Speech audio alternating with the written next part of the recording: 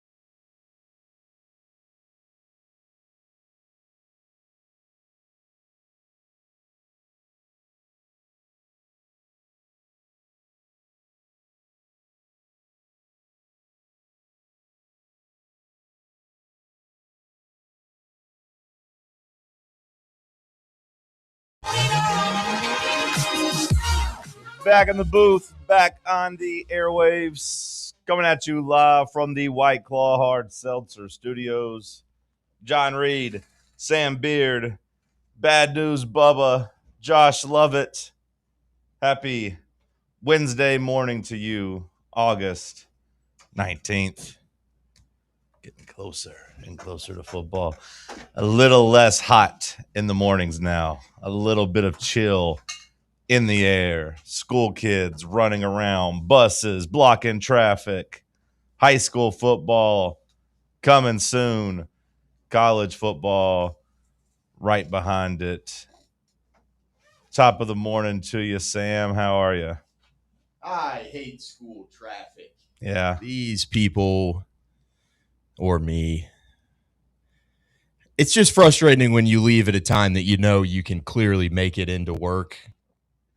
And I don't live far away from this place. Like 10 minutes at the most, probably. Normally takes me about 8 in the mornings. I left with like 20 to spare this morning. And I just sat at the top of my neighborhood for like 15 minutes. That's got to be frustrating. And there's nothing you can do. I mean, I just got traffic coming from both ways. I see a gap on one side of the road. I'm like, all right, let's look to the other. Oh, nope. 19 cars coming. All right, let's wait. Oh, clear on this side. Nope. 64 cars on that side. We're here, though. We're here. Everything's fine. Top of the morning to you. Bubba, same to you. That means top of the morning to you too, Bubba. To you, like me, but you. Exactly. Well, no, I was going to say more like to Sam, but you. Since I told Sam, then I said same to you. Yeah. No one ever really wishes me a top of the morning. Good morning, John. Thanks. Bottom of the morning, John. Go to hell, Bubba. All right. Josh, top of the morning to you. Morning, fellas. What's the latest? What's the greatest? Not too much. It was a pretty standard Tuesday. School traffic was not too bad for me, which is weird considering I live right by Bearden High School. So you would think there would be a lot that I have to deal with, but I always end up missing it. Maybe because high school doesn't start till 8:30, so that's probably part of it. But no, pretty standard Tuesday. We actually got a full practice in for the first time in a week and a half yesterday, which was nice. All high schools here don't start till 8:30, or just I believe Bearden? so. Yeah. Really? Yeah. Interesting. Unless they're private. Sure. Yeah. Private do their own thing. Interesting. But yeah, I think elementary starts at 7:45. I think something like that. That checks out to where the traffic is really bad on my way. But I've noticed because like I said, I come right down there, past, I guess, is it Campbell Station? Yeah, I go down Campbell Station, and then boom, the middle school is really backed up. The high school, not ever really bad, though, so that makes sense. I never really put two and two together that it didn't start until 8:30. We started, I think, at 8. We started at 8:15 back in the day, 8:10. I don't remember. Back at my high school, 8:05, 8 o'clock. Hell, I don't know. I remember our junior high was 7:45. I was going to say my high school started at like 7:15. It felt. Yeah, that's crazy to me. I guess you guys are the opposite. It's like we're gonna get all you guys off the road as soon as possible. And then they get out at like 3:30 around here. Okay, 2:30 for elementary and such. Yeah, which that also lines up to whenever I'm driving through there at that time. We got out at either 3:10 or 3:15, whichever one we started at. I think if I had to bet, I would say 10, but I don't know. 30 seems really nice. 8:30 seems nice. That's an extra important, like 20 minutes of sleep for the high school kids. Mm-hmm. 7:15 would have been awful for me. I don't think I would have graduated if I had to be there at 7:15. I don't know how I did it. Whenever I look back on it, I was late pretty much every first period once I was driving, but I just happened to always have an easy first period. Like gym, where I could bribe the teacher. Shout out to Coach Howard. I could just bring him a biscuit and he didn't care. That was kind of our arrangement. I was an office aide for about a month. Then they fired me because I was late too much. They said, we need somebody that's actually going to be here first period because you got to take things to people. I was like, yep, fair enough. So then I had like just a study hall pretty much, which was nice. My first period, like our senior year, there was probably a group of 4 or 5 of my buddies that were in this one class, and we were always just strolling in like, minute or two late every single day. Really chill teacher, and then eventually she was just like, you guys can't keep getting away with this, blah, blah, blah. Gave us all detentions, and we all got mad. But then, like, really, you should have been mad at yourself. We just bribed her with cookies at detention. I was like, I got 2 cookies here. She's like, those look really good. I was like, you can have them. It's always weird. Let me go. It's always weird when the teacher switches up on you. Mm-hmm.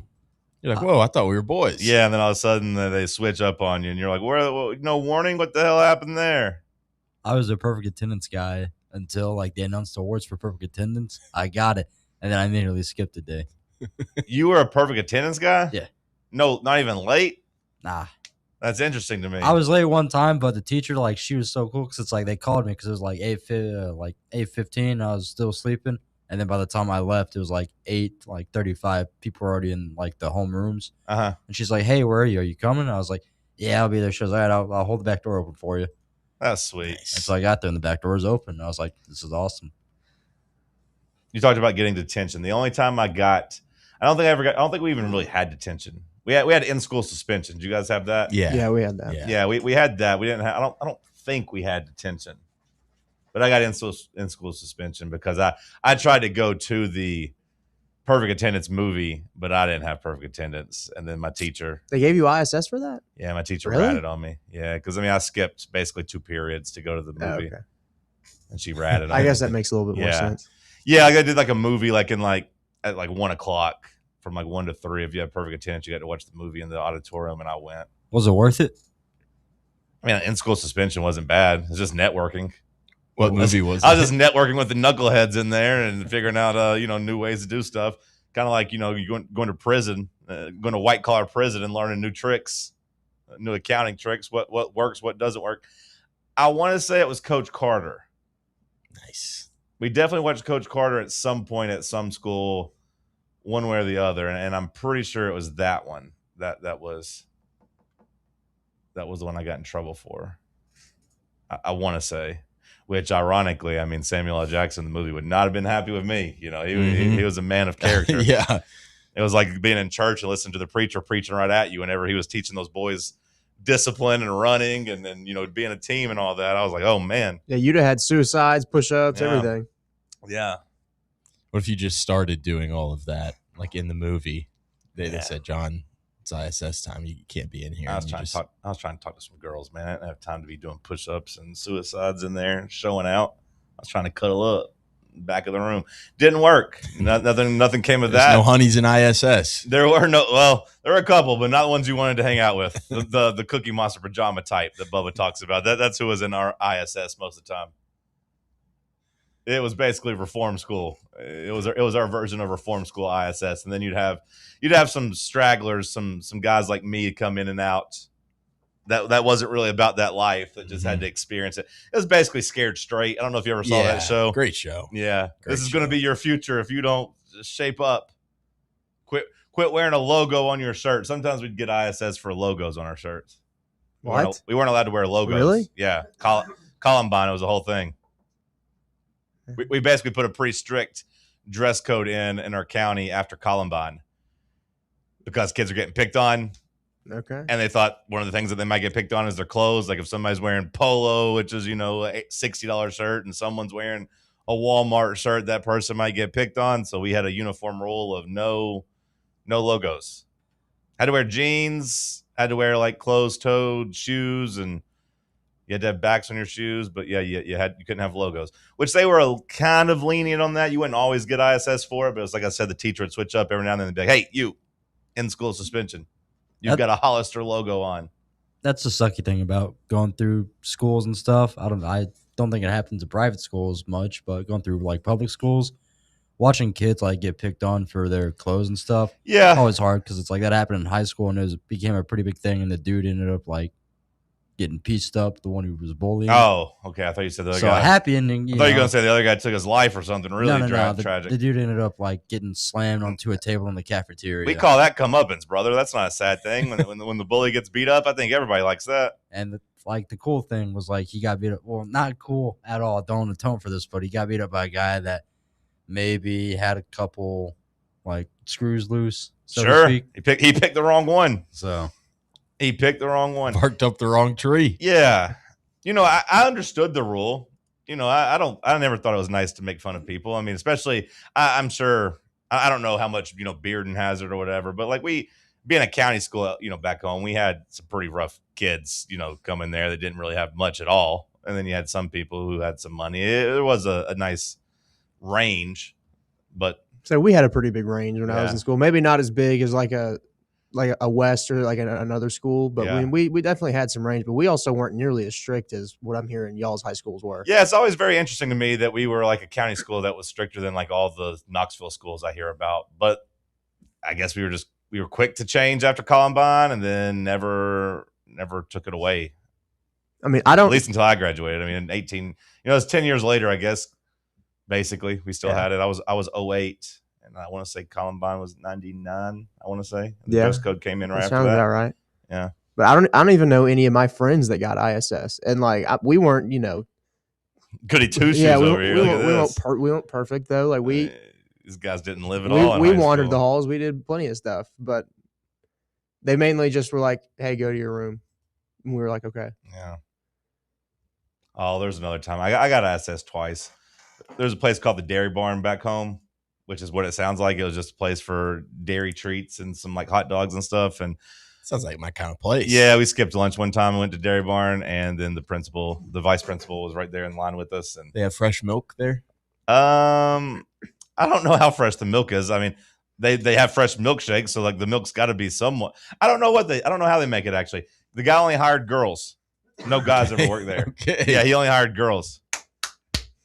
It was kind of like our version of Hooters, I guess. I was just about to say that's like dairy Hooters. Yeah, they didn't make them dress, scantily clad or nothing like that. They were all Cruise Farm. They're all high school girls. Yeah, it was kind of like Cruise Farms a little bit, Bubba, except they just wore like Dairy Barn t-shirts. They didn't have to wear like the apron and. Is Cruise Farm all women? Yeah, they all like have them dressed up in like lipstick and like aprons and everything too. Those the plaid outfits. Yeah, that whole deal. Was that we had a lot of kids that would skip lunch to go to the Burger King and the Buddy's Barbecue right like below the high school. We'd have that happen a lot. I bet those workers hated to see you guys coming every day. I bet they're like, oh God, here come the high school kids again. Or maybe they gave them business. I don't know. Well, it gave them business, but I mean, especially after school, like when we were out of football season, a lot of us were just football players, so we would just go down there. Yeah, and like just eat right after our parents would pick us up from there. Or by the time we were driving, we just walk down there and then walk back to our cars and leave. Anything fun last night? Anybody do anything noteworthy? Speaking of high school, I've had a blast from the past snack purchase at the store. Oh, yeah? Grips are back, fellas. Grips? Yeah. I know what you're talking about. With the chocolate chip ones, too? Or just You're right, Bubba.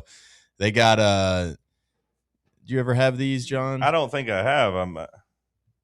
No. Damn. Really? Man, these were just like a staple of my childhood. So basically, it's what it's just like mini Cheez-Its, basically, graham in crackers, there. and it's just like a grip. So basically, you can take it on the go. Like it's just little. You just peel the little top, and then you kind of pop it out of the corner there. Each cookie is literally like that big. Yeah, they're tiny. It's a good invention, though. It is fantastic. You can't just really walk around with a whole bag of chips or cookies, so you just put them in a little to-go box. Okay. So I guess the new grips are just like regular Cheez-It flavor, white cheddar Cheez-Its, and then the little mini chocolate chip cookies, Bubba. But I opened them up and I just immediately got sent back to like the middle school lunchroom, just trading items, dishing this out of your lunchbox. Yeah, I want those chocolate chip cookie grips, please. You're about to make me go get some Dunkaroos. Yeah. Go back to my childhood. Get some Dunkaroos. Okay, well, that's a nice little evening for you. I spent most of my evening arguing with college football Twitter, or at least the bots of college football Twitter. Yeah, I saw that. You were getting after it. It was funny. Some of them were very mad at me. Even Jesse had to come to your defense. Yeah, tag Jesse Simonton. How do you associate with this job? Oh, and he was, a well-measured person that was just like, it's okay, guys. It's all right. Because you quote tweeted JD PicKell's tweet, right? Yeah. Did he ever directly mention you or tweet you? But it popped up on my For You that he had said that his tweet had made it to the worst side of the internet. I don't know if he was referring to me in that or not. I don't know if other people were talking about him or what. But no, he never replied to me. I was waiting for him to try to say something smart. I had a DM pulled up from him from 2022 where he was asking me to share stuff. I was gonna post it if he tried to say something hateful to me. Of him DMing me like, "Hey John, do you care to share this with Tennessee?" I was waiting. I hadn't deleted it. So you just try to blackmail all these personalities? I wasn't blackmailing him. No, I wasn't blackmailing him. It's just that's what happened. Back when the grift was starting. I mean, I give him credit; he was grinding, but he was DMing me and asking me to share his stuff. And, if he had tried to say something hateful to me, I was going to say, But John, his whole life is college football. It is. That's a criteria, I guess, of being a college football personality is it has to be your whole entire life and personality. That's all I'd said was 75% of college football media content is just can't go to fall weddings. I have to sit here for 15 hours and watch football every Saturday. What if we just found somebody in Nashville or someone like that just found JD PicKell on a Saturday at 2:00, just eating out at some restaurant instead of watching football? Well, you can eat out at a restaurant as long as there's football there. I'm sure that's one of the rules. No, you can't neither because you won't be able to that watch wasn't all in the his games. video. Yeah. You can't watch all the games. I didn't watch the video. You have to be locked in on every single game.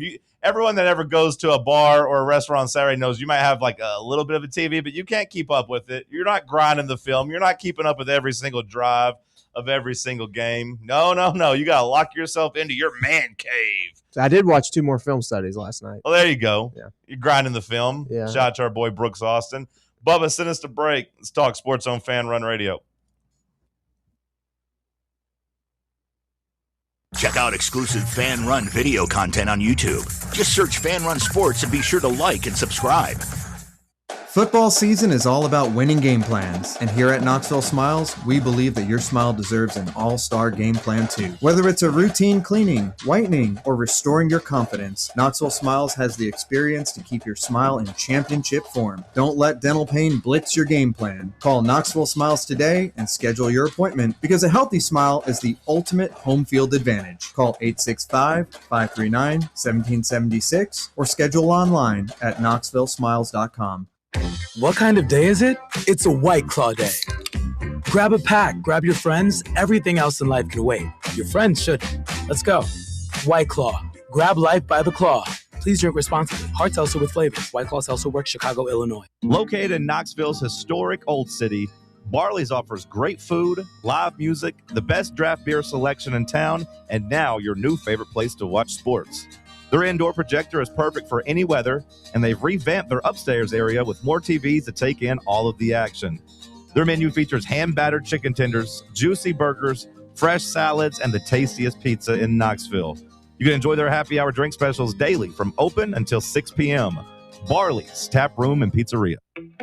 Welcome to Axle Logistics, where excellence isn't just a goal, it's an energy.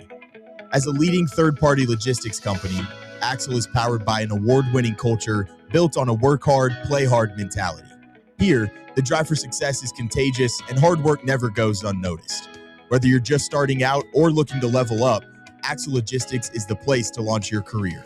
Join us and take your ambition to the stars.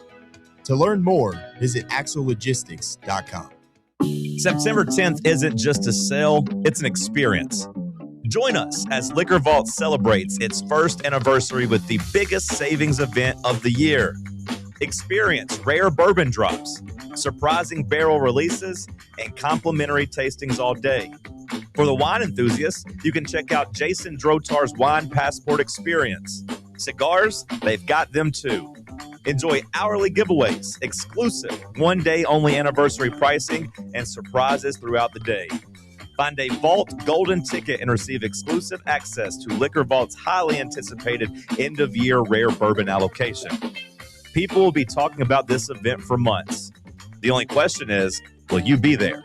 The Vault Experience, September 10th, only at Liquor Vault's anniversary party. Located at 2901 Tazewell Pike. Check out their specials and sign up to get discounts at liquorvault.com. Are you ready for the start of a new season? Maybe looking for your team to go on a tournament run? Get game day ready with Crumble.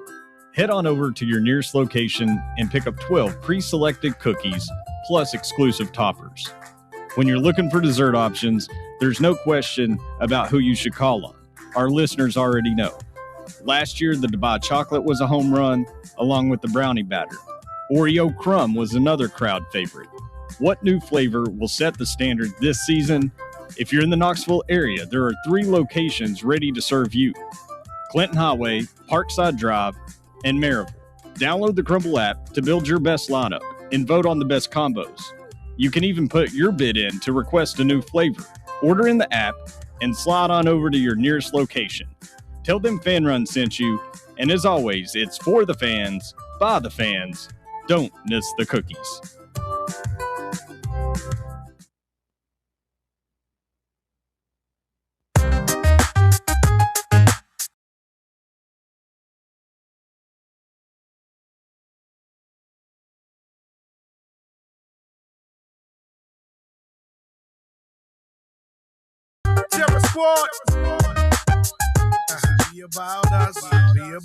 I mean, anybody that listens to the show knows that I feel that way, in terms of enjoy your college football Saturdays. I'm not saying don't watch college football. I love college football.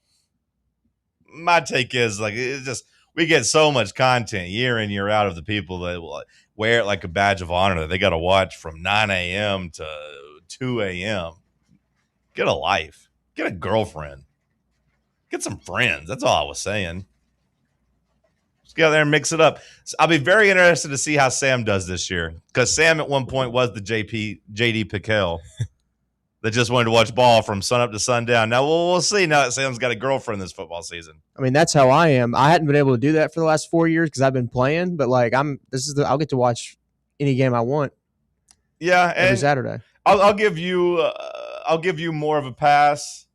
Just as someone who you're like the kid who had really strict parents that got to go off to college, and now you get to wild out a little bit. You didn't get to watch TV past 9 p.m.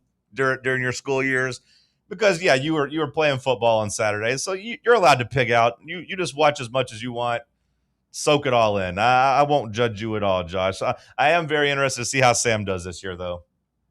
I think we get to watch a good amount of ball. When his girl's like, "Hey, let's go to the pumpkin farm. Let's go look at some pumpkins. Let's go get some dinner. Let's go do something else. I'm tired of looking at you and Charlie. Tomorrow. You guys stinking here. Why is Charlie making us watch the MACtion? I feel like we break it up pretty solid in our house, actually. Yeah. Well, that's good. Watch like the early game.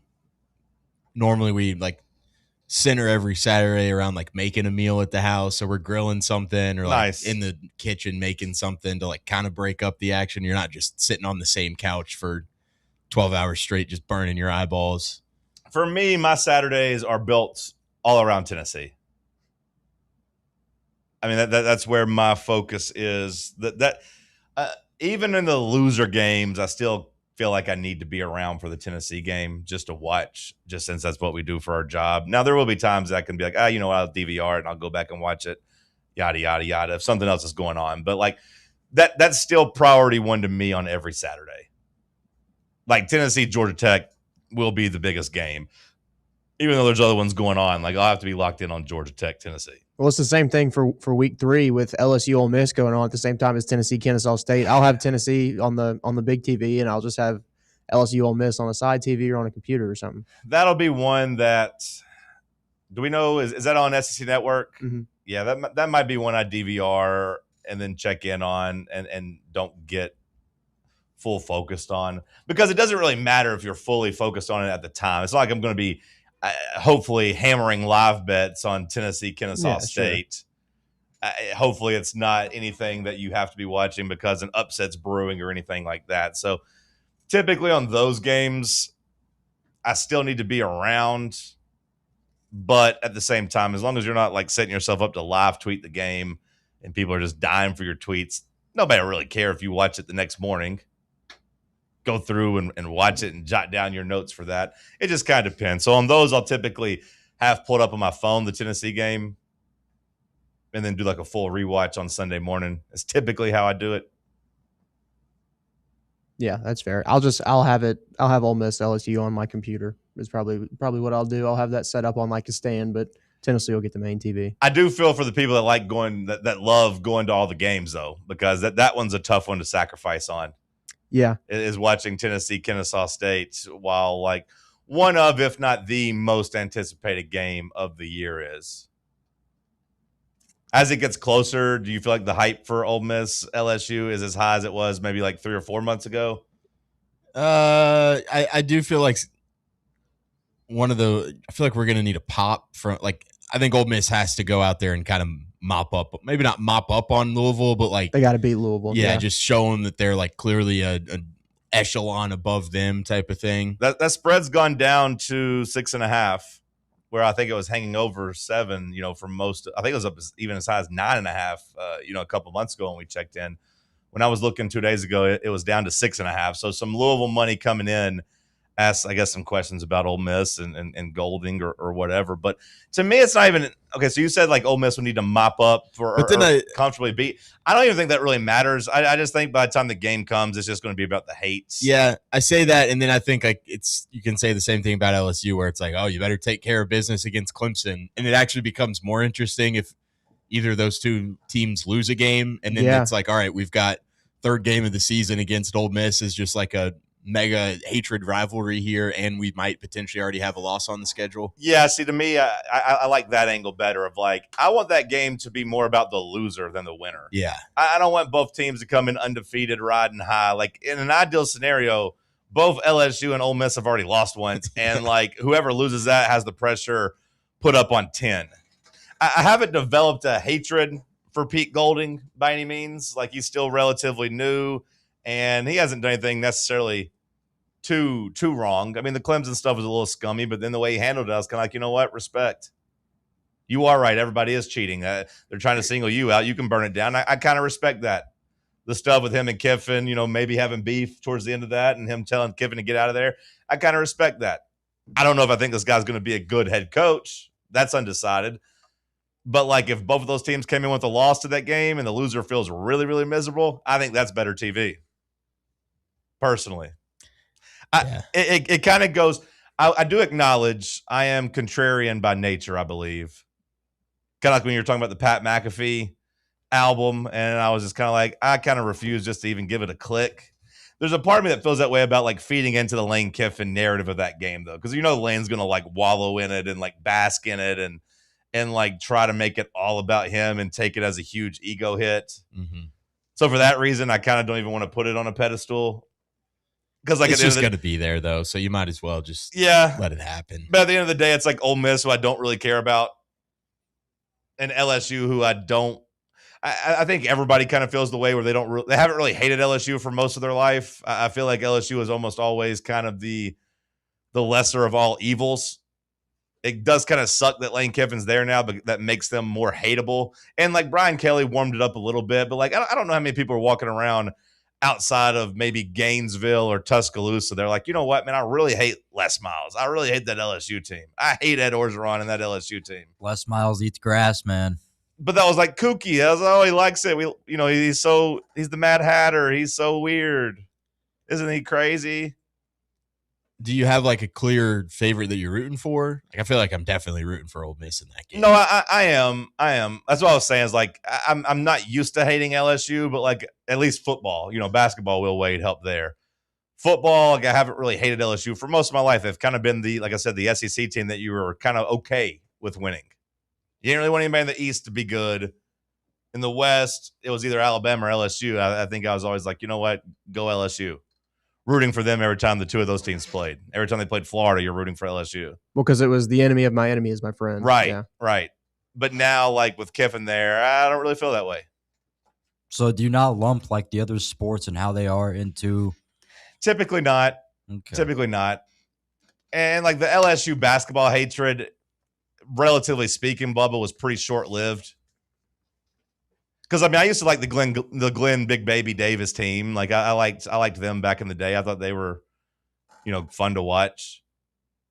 Outside of that, they haven't really been super. Outside of like I was going to say Marcus Smart. I know that's not that. Is Javonte Smart? Was that his name?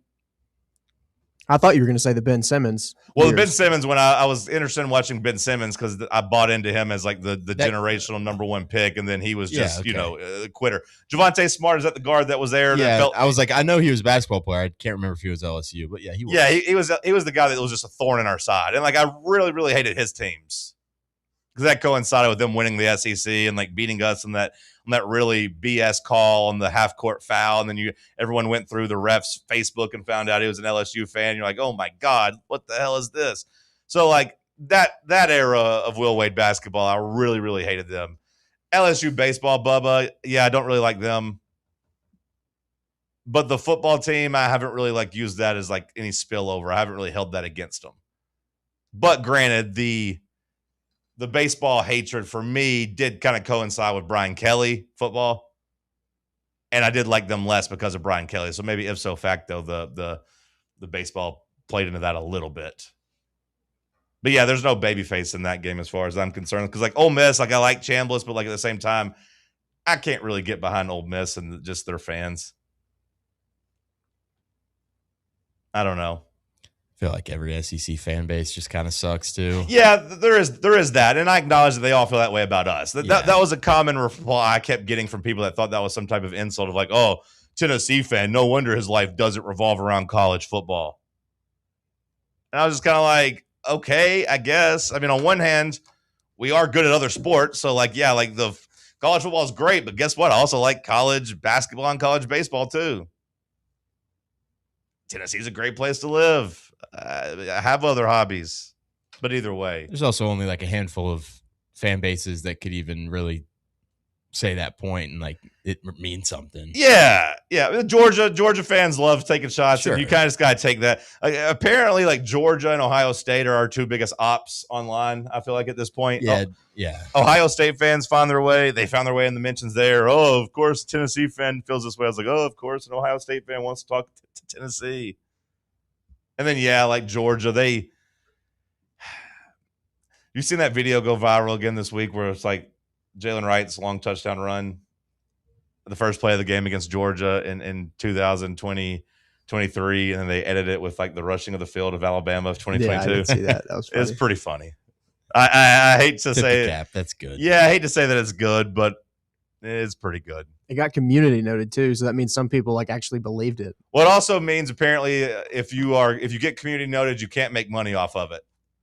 So it's a good way to block somebody that you don't like. Like if you think somebody's just tweeting for the clicks and the impressions and the revenue, if you give them a community note, apparently that throttles their earnings. So at least if a Tennessee fan did that, I appreciate them making sure that person didn't get their $10 from that viral tweet.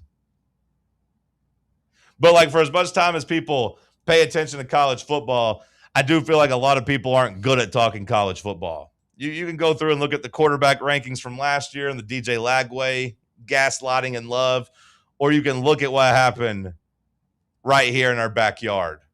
What am I referring to, Bubba? Well, you just bide your time, friend. Send us a break and I'll come back, because if you ain't seen it yet, Bubba, you're about to be mad. Stick with us. It's Talk Sports on Fan Run Radio. Check out exclusive Fan Run video content on YouTube. Just search Fan Run Sports and be sure to like and subscribe. One homestand remaining to see your Knoxville Smokies in action. That's it. The first week of September, your Smokies are home against the Chattanooga Lookouts, and we're closing out the season with amazing promotions every night. Taco Tuesday and All-You-Can-Eat Wednesday, less than $20 for tons of food and game tickets. Nice. Our final Thirsty Thursday, final fireworks show, and we end the season with our fan appreciation game. Get your tickets now at SmokiesBaseball.com. Knoxville Smokies. A brand built in Tennessee and born from the love of the game. Inward Half revolutionizes golfing comfort. Crafted by a former pro and dedicated enthusiast just like you, our luxury performance wear guarantees you stay cool and comfortable through every swing and every day. We're not just a brand. We've set out to create a lifestyle for those who understand that impeccable style and premium performance are a hole-in-one. Enjoy the walk-in with Inward Half. eBay Motors is here for the ride. Go ahead, feel your engine. Admire that perfectly installed exhaust. Your vehicle's moving along this freeway like it was made from fresh installs and a whole lot of love. With eBay Motors, you get over 122 million parts to keep it running. And with eBay Guaranteed Fit, they'll be the perfect fit every time. Plus, at these prices, well, we're burning rubber, not cash. Keep your ride or die alive at ebaymotors.com. Eligible items only. Exclusions apply. Does tooth pain have you on the injured list? Don't get stuck on the bench watching from the sidelines. Hi, I'm Dr. Jacob Wolko, inviting you to come let Knoxville Smiles get you back in the game. Bring your whole roster in for our winning checkup. We'll keep your smile shining bright under the Friday night lights and geared up for Saturday afternoon kickoff. Visit us online at knoxvillesmiles.com or just call 865-539-1776. Smile brighter with Knoxville Smiles. Are you getting penalized because you can't make it to your bank on time? No need for unnecessary roughness. It's time for a new game plan. Easily manage your accounts with Citizens National Bank's mobile banking app. Check your balance, deposit a check, and pay a bill, all from your phone with CNB's mobile banking. Citizens National Bank. Banking never felt so good. Member FDIC. Running a business, coaching a team, planning your next big event, you need more than just gear. You need SM Athletics and Logo Solutions. Custom uniforms, branded apparel, promotional products, done right, done fast, and built to show off your brand with pride. From local businesses to high schools to major universities, SM Athletics is trusted by winners. Get real service, get real quality, get noticed. SM Athletics and Logo Solutions, where your brand comes to life. Visit smathletics.com and let's build something great together.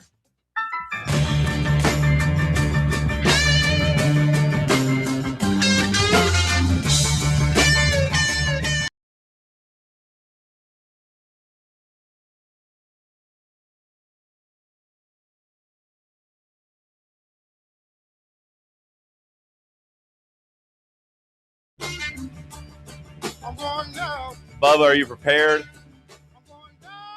No. He has not seen this, by the way. 60 people made the list for best running back in the country, the Doak Walker Award. 60 people got put on the watch list. Deshaun Bishop, a returning 1,000-yard back, a starter on a team that people say is going to have one of the top. Don't say this, John. Don't say it. One of the top offensive lines in the country. Don't do this to me, John. in an offense that just turns out big-time rushing yards. That Deshaun Bishop, I have a good friend that calls him Big Bad Deshaun Bishop. Not on the watch list.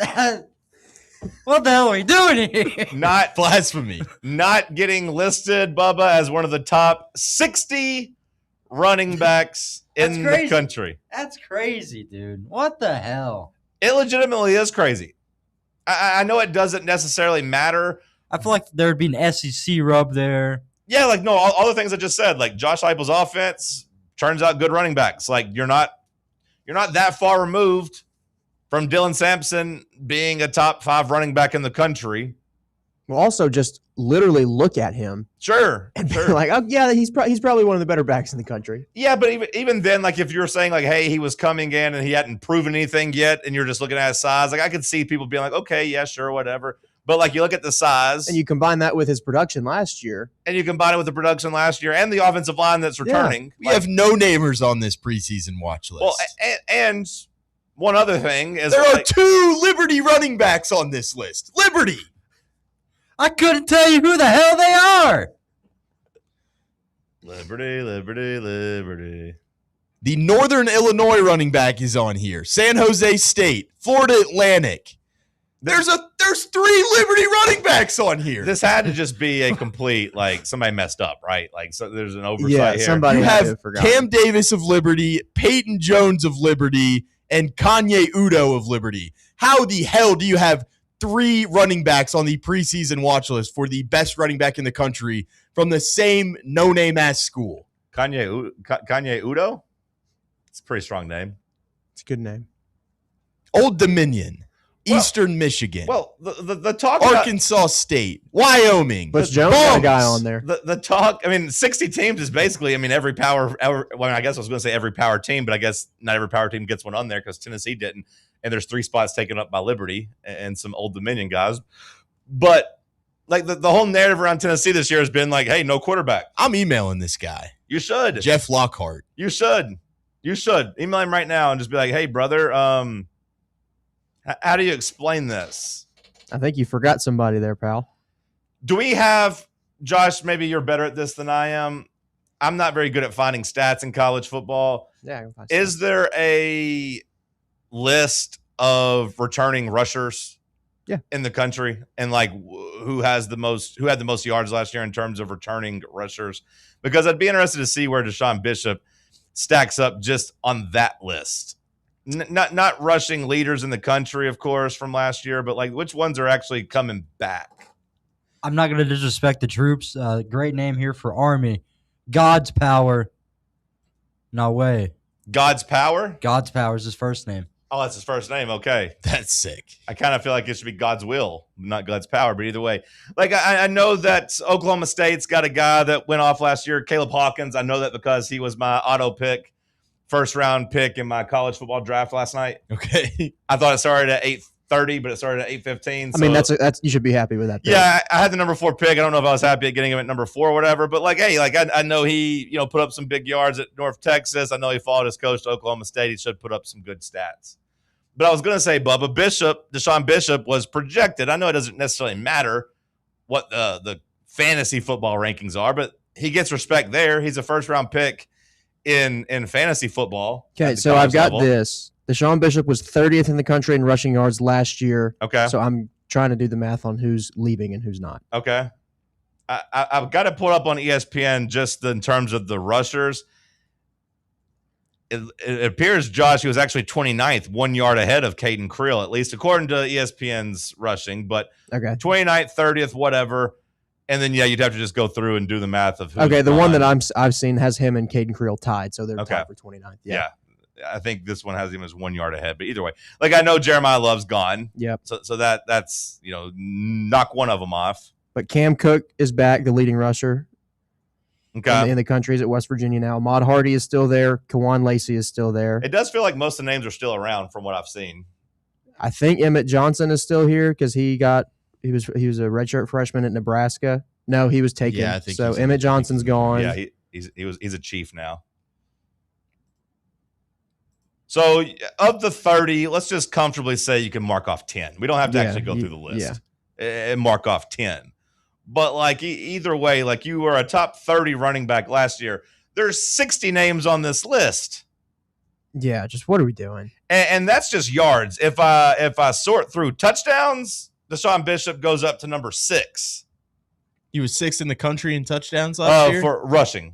Rushing. I don't know if there's any wide receivers that have more or whatever, but like rushing wise, he is there's a log jam there at 6. I think there's like 7 guys tied there. At 16. Yeah, but he had 16 rushing touchdowns, which only trailed Caleb Hawkins. Wow, what a stud I got in the first round. Keywan Lacey, Jeremiah Love, Kel Helms from Army, and Brad Jackson from Texas State. So like of the power backs, you can throw Hawkins in there now, I guess, if you want to, even though he wasn't last year. It's really just Keywan Lacey.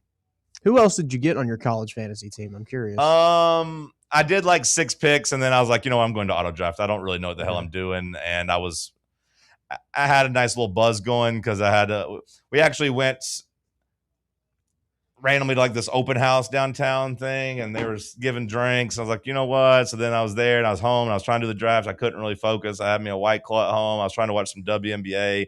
I was like, please God, Caitlin Clark, pass the ball to this other girl. She needs one more bucket for me, and she never really did. But it was fine. It was all's well that ends okay. Well, I was just curious if you got like a Wyatt Young or a Cooper Barkate or somebody like that, because they're going to fill it up too. Yeah, I'll look and tell you. I'll pull up my roster.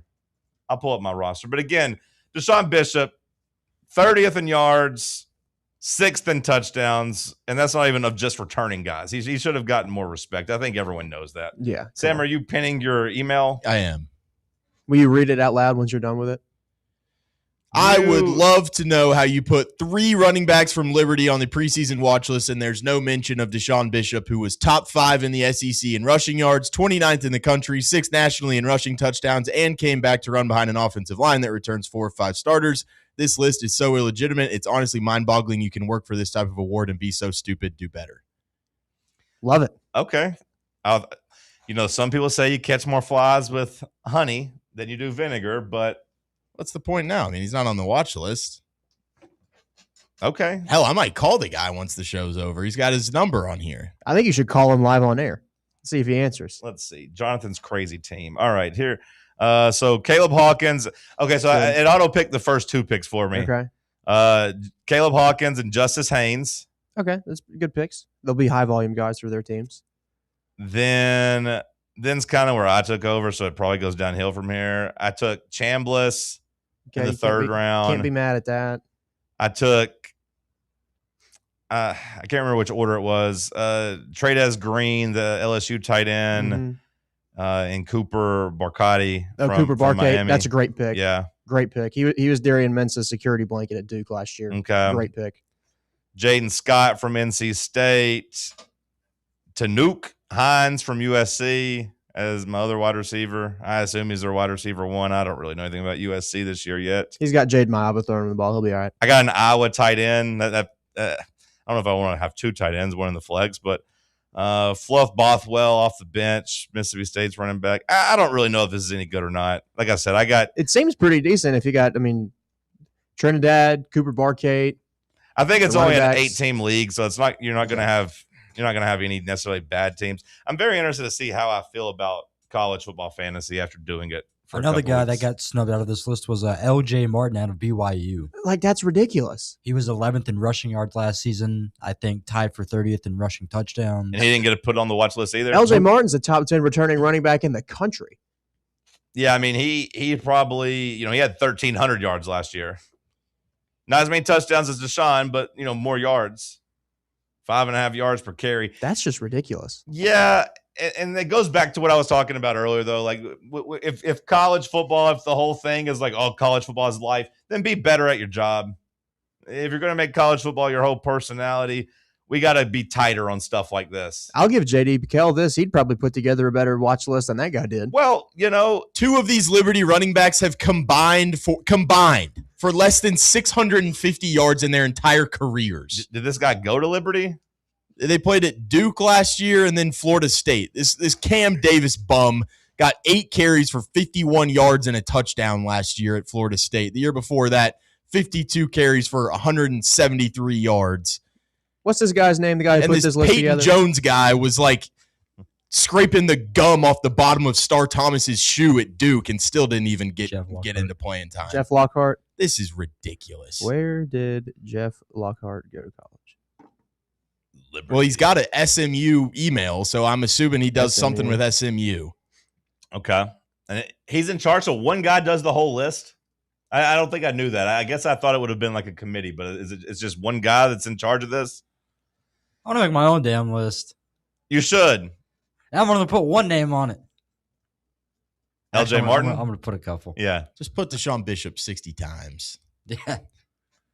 Well, again, like the watch list, the preseason watch list, it doesn't really matter.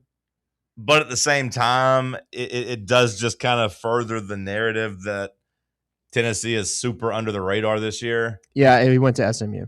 Okay. Like Tennessee is just... Go swipe your daddy's Amex, you bum. This guy wanted the Kevin Jennings Center. Go swipe your Amex, you bum. Sam's your daddy's Amex. This guy's got Sam fired up. Although I would like to know how he's that bad at his job. I hope he replies to you. Have you sent it off yet? Have you fired it off? I sent it. Let us know. Let us know if he replies. I still think you should call him on air. I hope he just writes back, bleep you. I wonder how many Tennessee fans have already found his email and have emailed him. Post it, Sam. Post his email online. I'll put it in the live chat. Get a movement going. Post it on Twitter, and let's let those hyenas run with it. Let's bombard this guy. Although hopefully so wait, okay, before you do that, let's stop and think. Is he in charge of like doing this throughout the season too? Well, it doesn't matter if he's not on the preseason watch list. He's not going to get back on. No, that's not. No, that's how it is. Yeah, I thought you had to be on the watch list. You don't get added to the list in the middle of the season. He's not disqualified from winning the award just because he didn't get on the list. That wouldn't be fair. I don't think that's how awards work in college football. Because typically they have 60 people just to make sure they include everybody. Exactly. I don't think that's the case. Because like there'd be plenty of guys that won the damn like Heisman or like quarterback of the year that like would have been like when Johnny Manziel came from out of nowhere and you have those guys pop up out of nowhere. I don't think you have to be on a preseason. I mean the Heisman, sure. Do you do you have to be on a preseason watch list to win the award? I don't think so. Preseason watch list. Okay, no, players can be added to award watch list. Yeah, so it's really just the ultimate talking point. Like, although, like, you know, like it's something that the schools can post out a graphic. It's something the players can add to a resume of sorts. But no, like, yeah, they can add for players breaking out. But like, I do wonder. Then you can add those bums at Liberty that have run for 30 yards the past couple seasons. Whenever they go out there and run for 200 a game. Well, it does make me wonder: is this guy in charge of that too? Probably. Yeah, like I mean, like if he's in charge of the preseason, is he in charge of doing it like as the games actually start? So maybe Sam doxing him and like being mean to him might end up hurting Deshaun down the road if everybody's mean. Well, to not him. if he's good at his job. I he think should be objective and unbiased. Well, you would hope so. But I think as humans, you have bias, and if people are mean to you all the time, like if Sam put some chum in the water for all Twitter and Tennessee fans just spent the next like couple months being mean to this guy, he would probably grow to hate Tennessee. I mean, you know what would solve that though? Not being an idiot. Well, look, I agree. I concur with what you're saying. The chat still is in favor of us calling him on air. Hello? Does he have his phone number on there? Yeah. It's probably his office phone at SMU. I mean, Bubba, feel free to stand up for your boy. I do feel like, yeah. This is on you, I mean, Bubba. if he picked up, that'd be probably the greatest thing ever. Big. Have you... What's your personal beef with Big Bad Deshaun Bishop? Are you neither big nor bad? Are you intimidated by him? Are you an atheist? Do you hate the Lord? It's possible. The way that he puts his faith on his shoulder, does that make you uncomfortable? We have some questions. We just get a 30-minute interview segment with this guy. I'd imagine he'd just be like, yeah, that was my bad. I forgot. And hey, and if he owned up to that, we'd just kindly ask him to go edit his list, make it 62 players. I want LJ Martin in there. To me, it seems crazy because, like, we talked about it with the AP poll. Like if you're just kind of doing that, I'd imagine you're looking at last year's rankings. You're looking at like some preseason projections that like ESPN and CBS does. And like, you're going to not be too far off that path, I would imagine. So like if I'm doing the Doak Walker Award, would you not just start with like who had the best seasons last year? Like, hey, who had the most rushing yards? Okay, let me jot down some of these names. Who had the most touchdowns? Okay, let me jot down some of these names. And that's how I start on my list. Like you would think that would happen. And you only would have to scroll down 6 names to get to Deshaun Bishop on touchdowns. And 30 names for him on yardage, which is half of your list. Yeah. And then you start working like, okay, who did against power competition? Okay, who did in the SEC? All right. Yeah, it just had to be a complete oversight there. Was there anybody else named Deshaun on the list? Maybe he just got the last names mixed up. Yeah. Are there any more Bishops on there? Maybe he just got confused. Hour 1 in the books. We'll kick off hour 2 with some headlines. It's Talk Sports on Fan Run Radio. The flagship station for Tennessee football. Fans. Fan Run Radio. September 10th isn't just a sale, it's an experience. Join us as Liquor Vault celebrates its first anniversary with the biggest savings event of the year. Experience rare bourbon drops, surprising barrel releases, and complimentary tastings all day. For the wine enthusiasts, you can check out Jason Drotar's Wine Passport Experience. Cigars, they've got them too. Enjoy hourly giveaways, exclusive one-day-only anniversary pricing, and surprises throughout the day. Find a Vault Golden Ticket and receive exclusive access to Liquor Vault's highly anticipated end-of-year rare bourbon allocation. People will be talking about this event for months. The only question is, will you be there? The Vault Experience, September 10th, only at Liquor Vault's anniversary party. Located at 2901 Tazewell Pike. Check out their specials and sign up to get discounts at liquorvault.com. Welcome to Axle Logistics, where excellence isn't just a goal, it's an energy. As a leading third-party logistics company, Axle is powered by an award-winning culture built on a work-hard, play-hard mentality. Here, the drive for success is contagious and hard work never goes unnoticed. Whether you're just starting out or looking to level up, Axle Logistics is the place to launch your career. Join us and take your ambition to the stars. To learn more, visit axlelogistics.com. Hey Vols fans, Cody Brown here. I grew up right here in Tennessee and know what it means when someone says, I've got your back. That's why you can trust Farm Bureau Insurance of Tennessee. Whether it's your home, your vehicle, your family's future, or the business you built from the ground up, we will show up for all of your insurance needs. We are Tennesseans who understand what matters, which is doing right by you. Insurance is not all about just paperwork and policies, but it's about the people we insure every day. So if you want insurance that hits home, give me a call at 865-992-3871. Go Vols. Are you ready to show off that confident, radiant smile you've always dreamed of? Well, here at Knoxville Smiles, we're ready to turn your dream into a reality. At Knoxville Smiles, we're more than just a dental practice. We're your partners in achieving optimum oral health. From routine cleanings and checkups to advanced cosmetics and restorative procedures, we offer a wide range of services in an environment that makes every visit a positive and comfortable experience. At Knoxville Smiles, it's about more than just treatments. We're focused on creating a welcoming environment where you feel like family. Our state-of-the-art facilities are designed with your comfort in mind, and our friendly staff is always ready to address your questions and concerns. Don't wait any longer to achieve a beautiful smile you deserve. Schedule your appointment at Knoxville Smiles today and take that first step towards a healthier, happier you. Call us at 865-539-1776 to book your appointment today, or just visit our website at knoxvillesmiles.com. Golf Envy Farragut is the premier indoor golf experience you've been looking for. And right now they are offering a limited number of founding memberships. Golfers can reserve their spot for just $150 before their September grand opening. Founding members receive 90 days of unlimited guest passes, as well as an exclusive risk-free first month. That's right. Try out Golf Envy with no obligation. Give it 30 days, and if it's not the right fit for what you're looking for, your first month's dues will be refunded.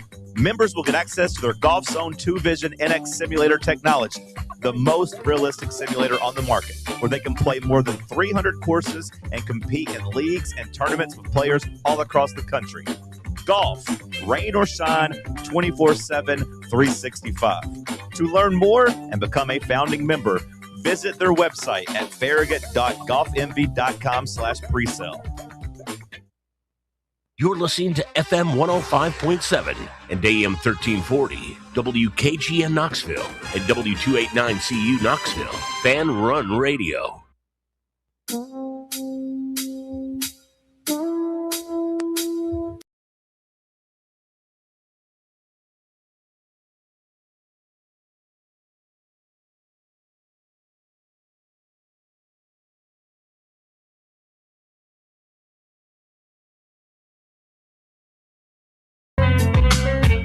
Hour number 2, kicking off here in the White Claw Hard Seltzer Studios. Drink the lights. Refreshing White Claw Hard Seltzer. Drink it responsibly. Pick up a variety pack. Support the people who support us. White Claw Hard Seltzer and Cherokee Distributing have supported Fan Run Radio for a long time. Drink them responsibly. You look like you got something to say, Bubba. Yeah, I want to hijack this real quick. He's got Peyton Lewis on this damn list. Peyton Lewis had 10 carries for us last season and transferred to Virginia. Because he couldn't get carries over to Sean Bishop. Yeah, it just I think I appreciate the fire in your belly and in Sam's belly. I appreciate it. I think it just chalk it up as the guy just made a mistake, just forgot a name. And now that you know that you don't have to be on the preseason watch list to actually like be on the list as the season goes he had on. 70 carries apparently. It's not that big of a deal. For 290 yards. He had 70 carries here last year? For 290 yards, No, yep. at Virginia. Okay.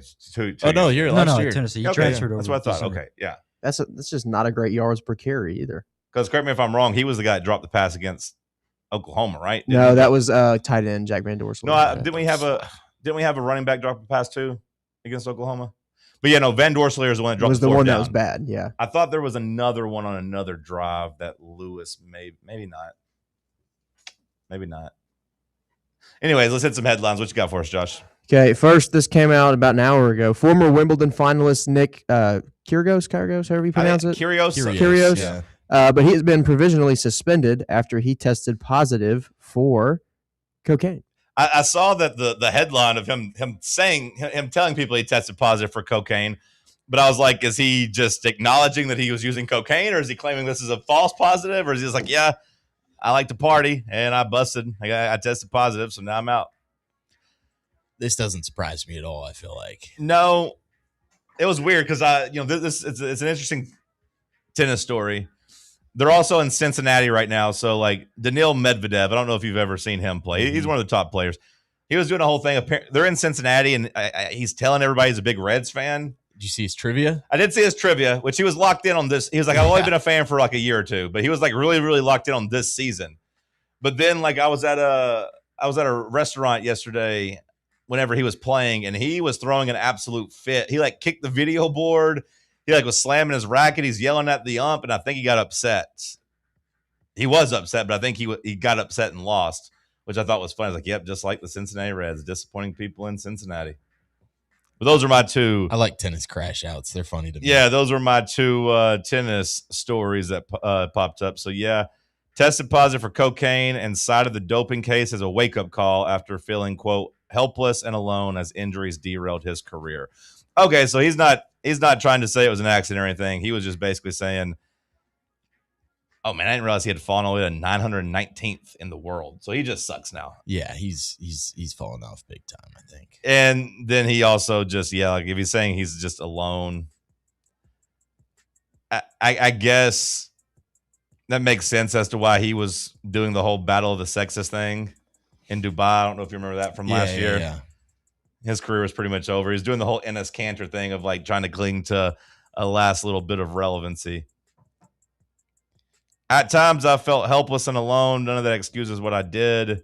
He added the injuries have taken a huge toll on me, both physically and mentally. My body hasn't been able to do what my mind expects it to do.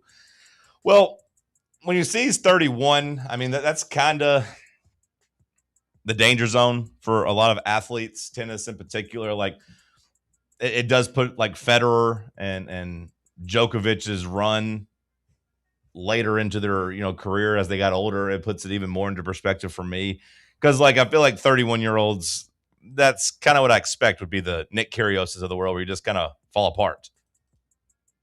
But I do feel bad if he's actually struggling with something. Yeah.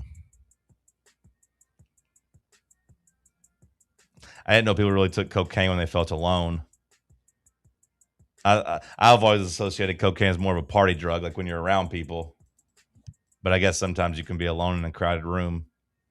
Even when you're with people, they're not really with you. You know what I mean? Next headline, please. Yeah, sports Twitter was not very happy with this one, as ESPN has announced that music icon and WWE legend Pat McAfee has been added to the Monday Night Countdown pregame show. Yes. More Pat McAfee. It's exactly what I needed. It is crazy. Like they're on a mission to make everybody hate him. It's because it gets him views, I guess. Like, I don't even dislike Pat that much. I like him on game day, but like, let somebody else try out the Monday Night Countdown thing. I feel like I mean, what happened yesterday was like the most on-brand thing in the world. I mean, it was straight out Curb Your Enthusiasm, where the founder of ESPN dies, and at the end of First Take, they're trying to do like a touching tribute and at least give him some flowers, and like they're in the middle of a sentence and it cuts out to go to the Thunderdome.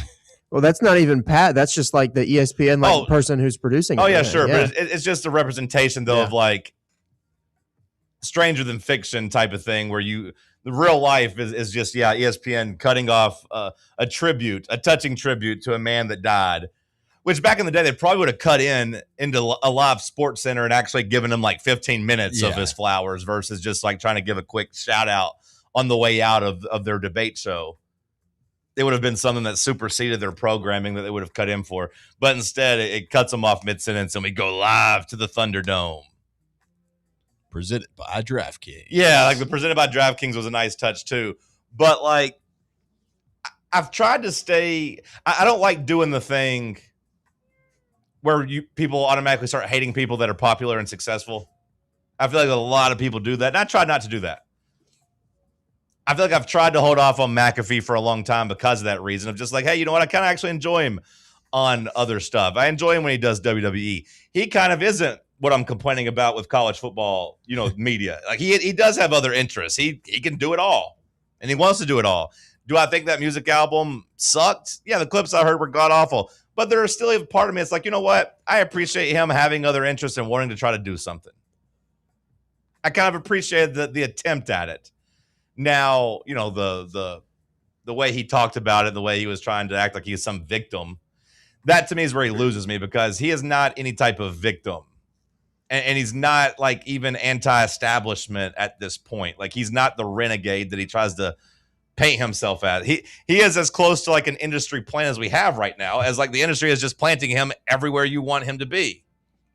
Or don't want him to be, just everywhere. Here's more Pat McAfee. It's Pat McAfee on one side, it's Stephen A. Smith on the other. Like neither one of those guys can act like they're rebels or renegades. Because Pat McAfee is sitting next to the president, not only of the United States, but also of Disney and ABC and ESPN, like at that thing. They're giving more money than anybody else at the state, at the company. And they're putting him everywhere. Like he is their golden goose. He is their chosen child. So the whole like everyone's out to get me thing just really falls flat on me. And I feel like that's what he's been trying to squeeze out the last couple months. Like, no, bro, everyone's not out to get you. Like you're the golden child. Now, maybe like 2 years ago, I think it was, when he was fighting with ESPN. Do you remember that? When he was all constantly going like, that he was against that guy. And it seems like he won that battle. Like he gets to do whatever he wants. Seems like he kind of won that. And then was like, oh man, I took down the guy that basically runs ESPN. I run ESPN now. Well, he should feel that way. And look, if he feels that way, that's fine. But that's not the way he's trying to paint himself. He's still trying to paint himself as an underdog.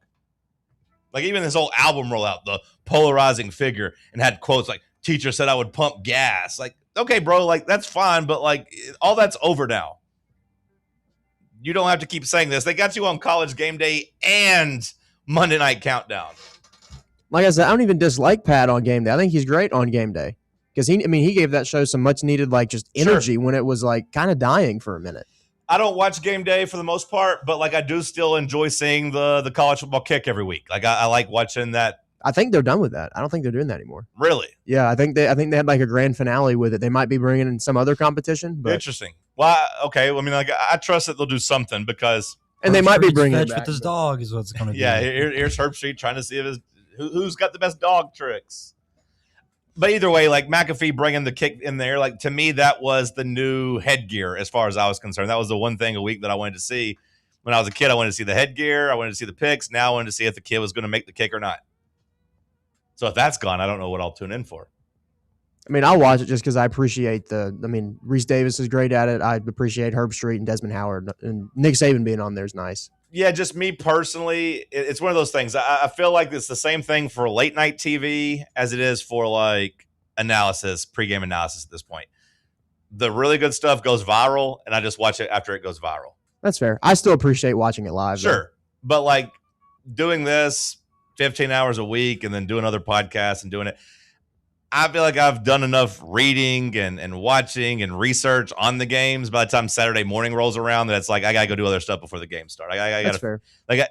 very rarely are they breaking news on there that isn't like going live on Twitter. You know what I mean? Like or that you're already aware of. So like just the analysis, I feel like I've already got my fill of. To me, the only thing game day had left was the kick, and every now and then there'd be like a sad story or something. But even Tom Rinaldi's been gone for a couple of years over at Fox. I mean, I'll say this: I'm not like locked in on game day, like watching it intently. But it'll be on. I'm looking forward to this. It'll be on in the background while I'm grading film on Saturday mornings. Sure. That'll be pretty nice, just because it'll be some nice background noise that I'll get to have pay attention to while I'm grading my O-line's performance. Do we know what he'll be doing on Monday Night Countdown? Has he taken his shirt off with Jason Kelsey? Yeah, probably. It just said he's joining the staff, joining the team. Okay. Whatever happened to just Chris Berman and Mike Ditka and Chris Carter? And Berman like half retired, but then like half unretired and still does some stuff. Well, I think he retired by force. I think they kind of tried to move him out. That was like 10 years ago. But then they're like, you know what? There's still room for you on like the ESPN Plus only. Like we'll let you do your Sunday Night Countdown or your fastest 3 minutes or whatever it is. We'll let you do it over there. NFL Primetime was what it was called. I used to love that show. It's like, hey, you and Tom can do that over there on Primetime. And that was pretty much the only bone they threw him. We really declined as a country when we got rid of Jacked Up. You could probably look at that moment as the beginning of the slide for us. They're going to kill off one of the last great American sports commentators and Scott Van Pelt on this crew. He's going to drive himself insane with. He still does Monday Night Countdown, right? Yeah, it's going to be him, McAfee, Jason Kelsey, Jason McCourty, and Marcus Spears. They're actually just going to let Pat McAfee take over SVP Sports Center spot is what they're going to do. Yeah, coming soon. I do like Spears though. Like Spears is good, right? I like Spears. I don't really have a take on Jason McCourty. I don't really have a take on him. I don't know if he's any good or not. Kelsey, I could do without. Who was the other person besides McAfee? Was there one more, or is that it? That was it. It was those four in SVP. Okay, so no more Ryan Clark. Obviously, he's gone. Probably like Jelly Roll by 2028. So is Jason McCourty taking? Don't you put that evil on? Don't speak it into existence, brother, because like it's not out of the realm of possibility. This sounds gross. Jason Kelsey did redeem himself a little bit. I know it wasn't his choice, but he has that controversial ad with Liquid Death about sending his urine to data centers. Okay. I sort of kind of saw something with that where he was just saying to go pee. Like, what was the crux of that advertisement? It was just about peeing, right? Yeah, but giving it to data centers. But what was the concept of it? Why is that a big deal? Yeah, what's the concept of it? Was he saying? All right. Well, no, just tell me what it was. Tell me what the commercial was. Was he saying to pee on data centers and was it anti-data centers or what was he the saying? fact that data centers were just mentioned that got people riled up? Like instead of using like water, we should all use urine. Like what was the crux of the commercial, Bubba, is what I'm asking. I'm not making fun of you. I'm not saying it's dumb. I'm just urinating, okay, and sending that to data centers. So you don't really have any more data either. You don't really know the answers to these questions. That's why you're getting frustrated. Is it? I guess it's just the fact that we're mentioning data centers is getting people worked up. I'm just going to look it up, Bubba. Just forget it. Data centers, Jason Kelsey. I'm going to look it up. Any other headlines, Josh? Yeah, we can. I mean, this is a big one that came out yesterday, and we can segue this into a break. But Tennessee has agreed to a new jersey patch deal with Axel Logistics for men's and women's basketball. Sources tell ESPN and Pete Thamel that the deal will be worth more than $3 million per year over 5 years. This means Tennessee will also be breaking up its jersey patch sales per sport, as no other athletics department has done that yet. Yeah, we'll dive into that next. Okay, so yeah, when do we think Pat McAfee's going to get the silhouette of his face on West Virginia's uniforms? You know, I saw some West Virginia fans kind of turning on him. They were pointing out that he cost them the national championship back in, was it 2007? Oh, yeah, because he missing those 2 little chip shot field goals, and people are wanting an investigation. They want an investigation into Pat McAfee's bank account, whether or not he was gambling back then. Okay, Bubba, so Jason Kelce was anti-data center is what he was doing. So he was basically saying instead of using the water, yes, in the P. So they were criticizing the amount of water used by AI data centers and offering an unusual solution, partnered with Garage Beer and Liquid Death. He's urinating into a jar and tells his viewers, AI data centers waste millions of gallons of water.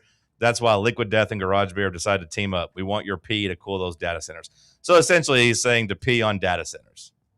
So he was anti-data center. There we go. We got to the bottom of it. So when you said he redeemed himself, if you're anti-data center, then yeah, he's an ally to you. Protect the environment. Okay. We'll talk about the jersey patch coming up next.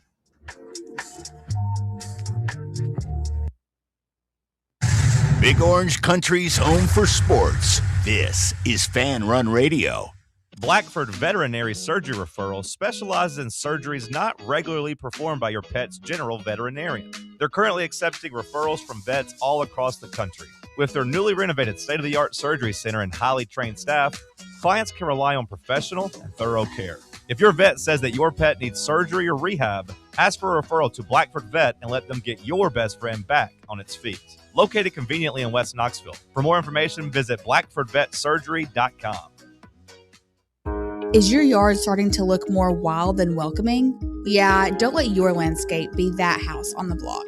At ECR Total Landscapes, we make sure your outdoor space is something you're proud of. From de-weeding flower beds to leaf blowing, trimming, mulching, and more, completely customizable to your property's specific needs. We'll handle it all. Why spend your weekends sweating it out in the yard when you can just sit back and enjoy it? That's the ECR difference. And right now, new customers can get 10% off your first month of our monthly maintenance package when you sign up for a full calendar year. That's right. Consistent, reliable service at a price that makes it easy to get started. No sweat, no hassle, just a better looking lawn week after week. Call ECR Total Landscapes today and mention promo code FANRUN to save 10% on your first month. Call 865-384-2012 or visit us online at ecrtotallandscapes.com. Barley's has live music on weekends, general team trivia on Wednesday nights at 8 p.m., and now live sports trivia courtesy of the Knoxville Trivia Guys every Thursday night upstairs.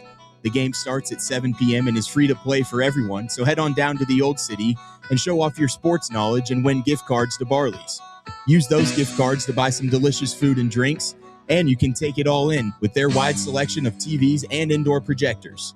Barley's Tap Room and Pizzeria.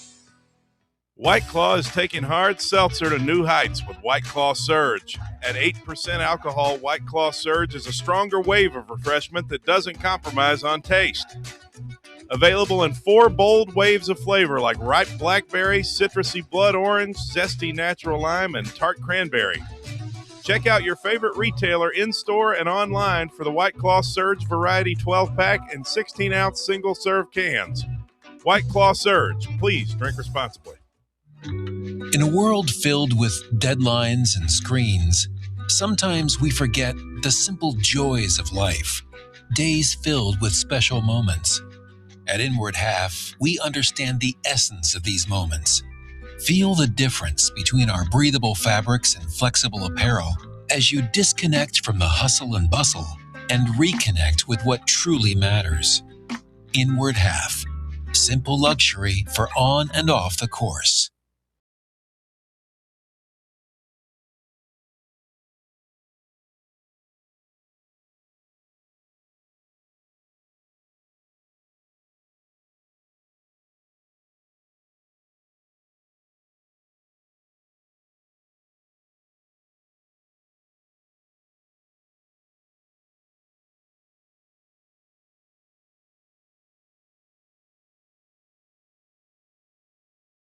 Shout out to our friends over at Axel Logistics. They've also been a long-term partner here at Fan Run Radio.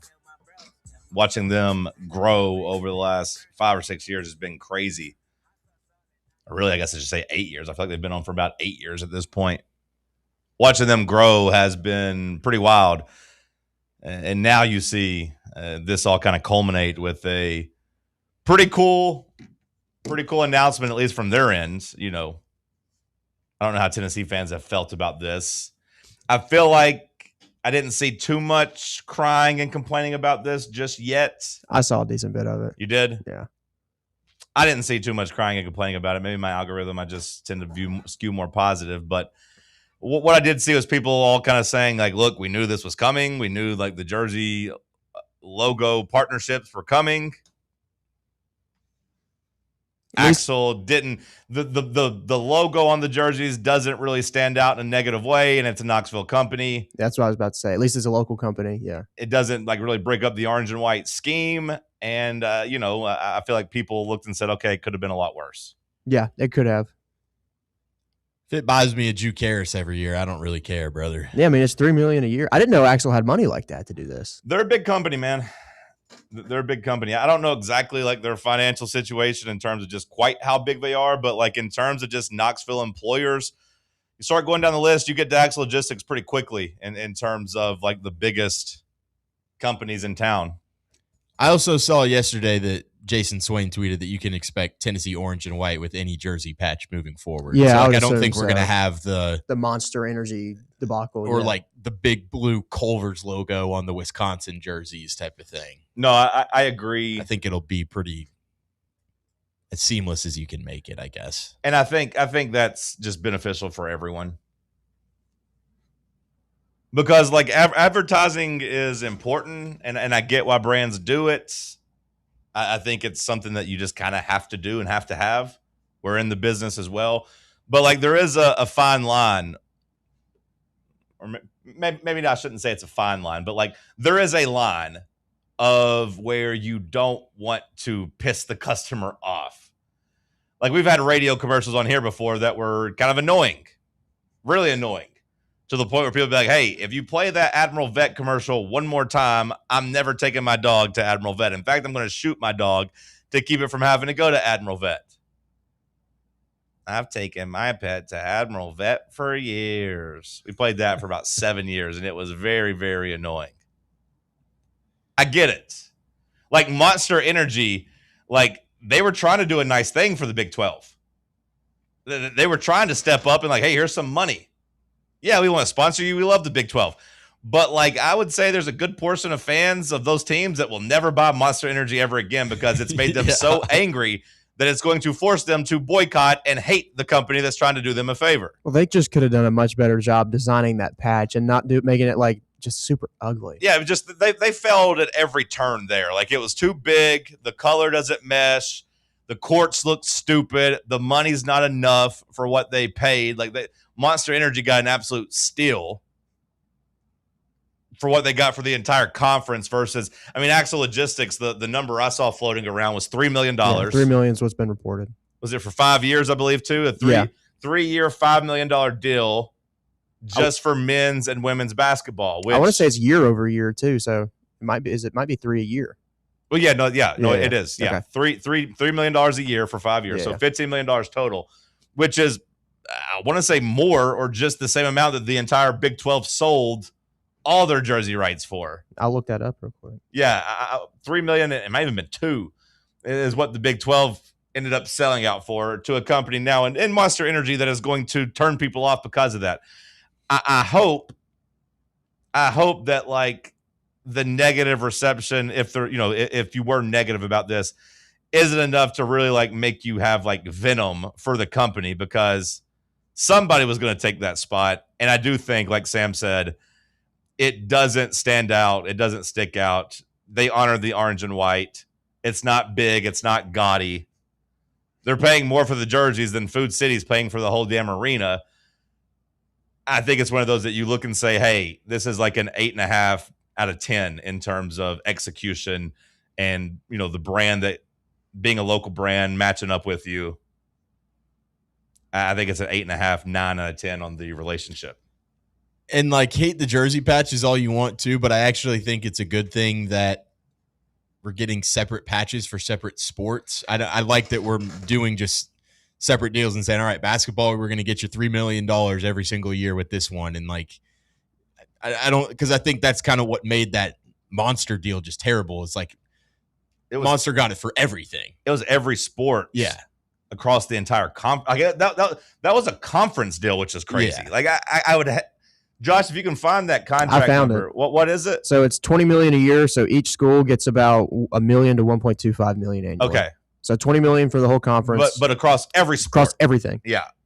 So like each school. So the Kansas gets $1 million, $1.2 million from that deal, essentially. Yep.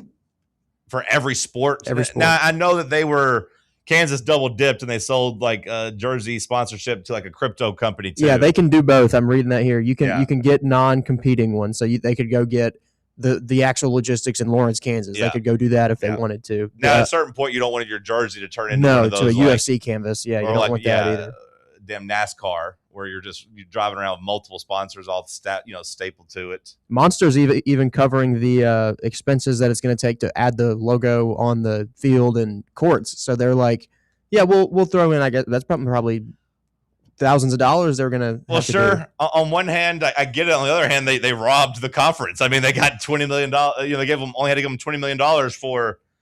You would imagine that would be probably properly evaluated almost double of that when you look at each team being able to break it up and sell. But to Sam's point, Tennessee is diversifying.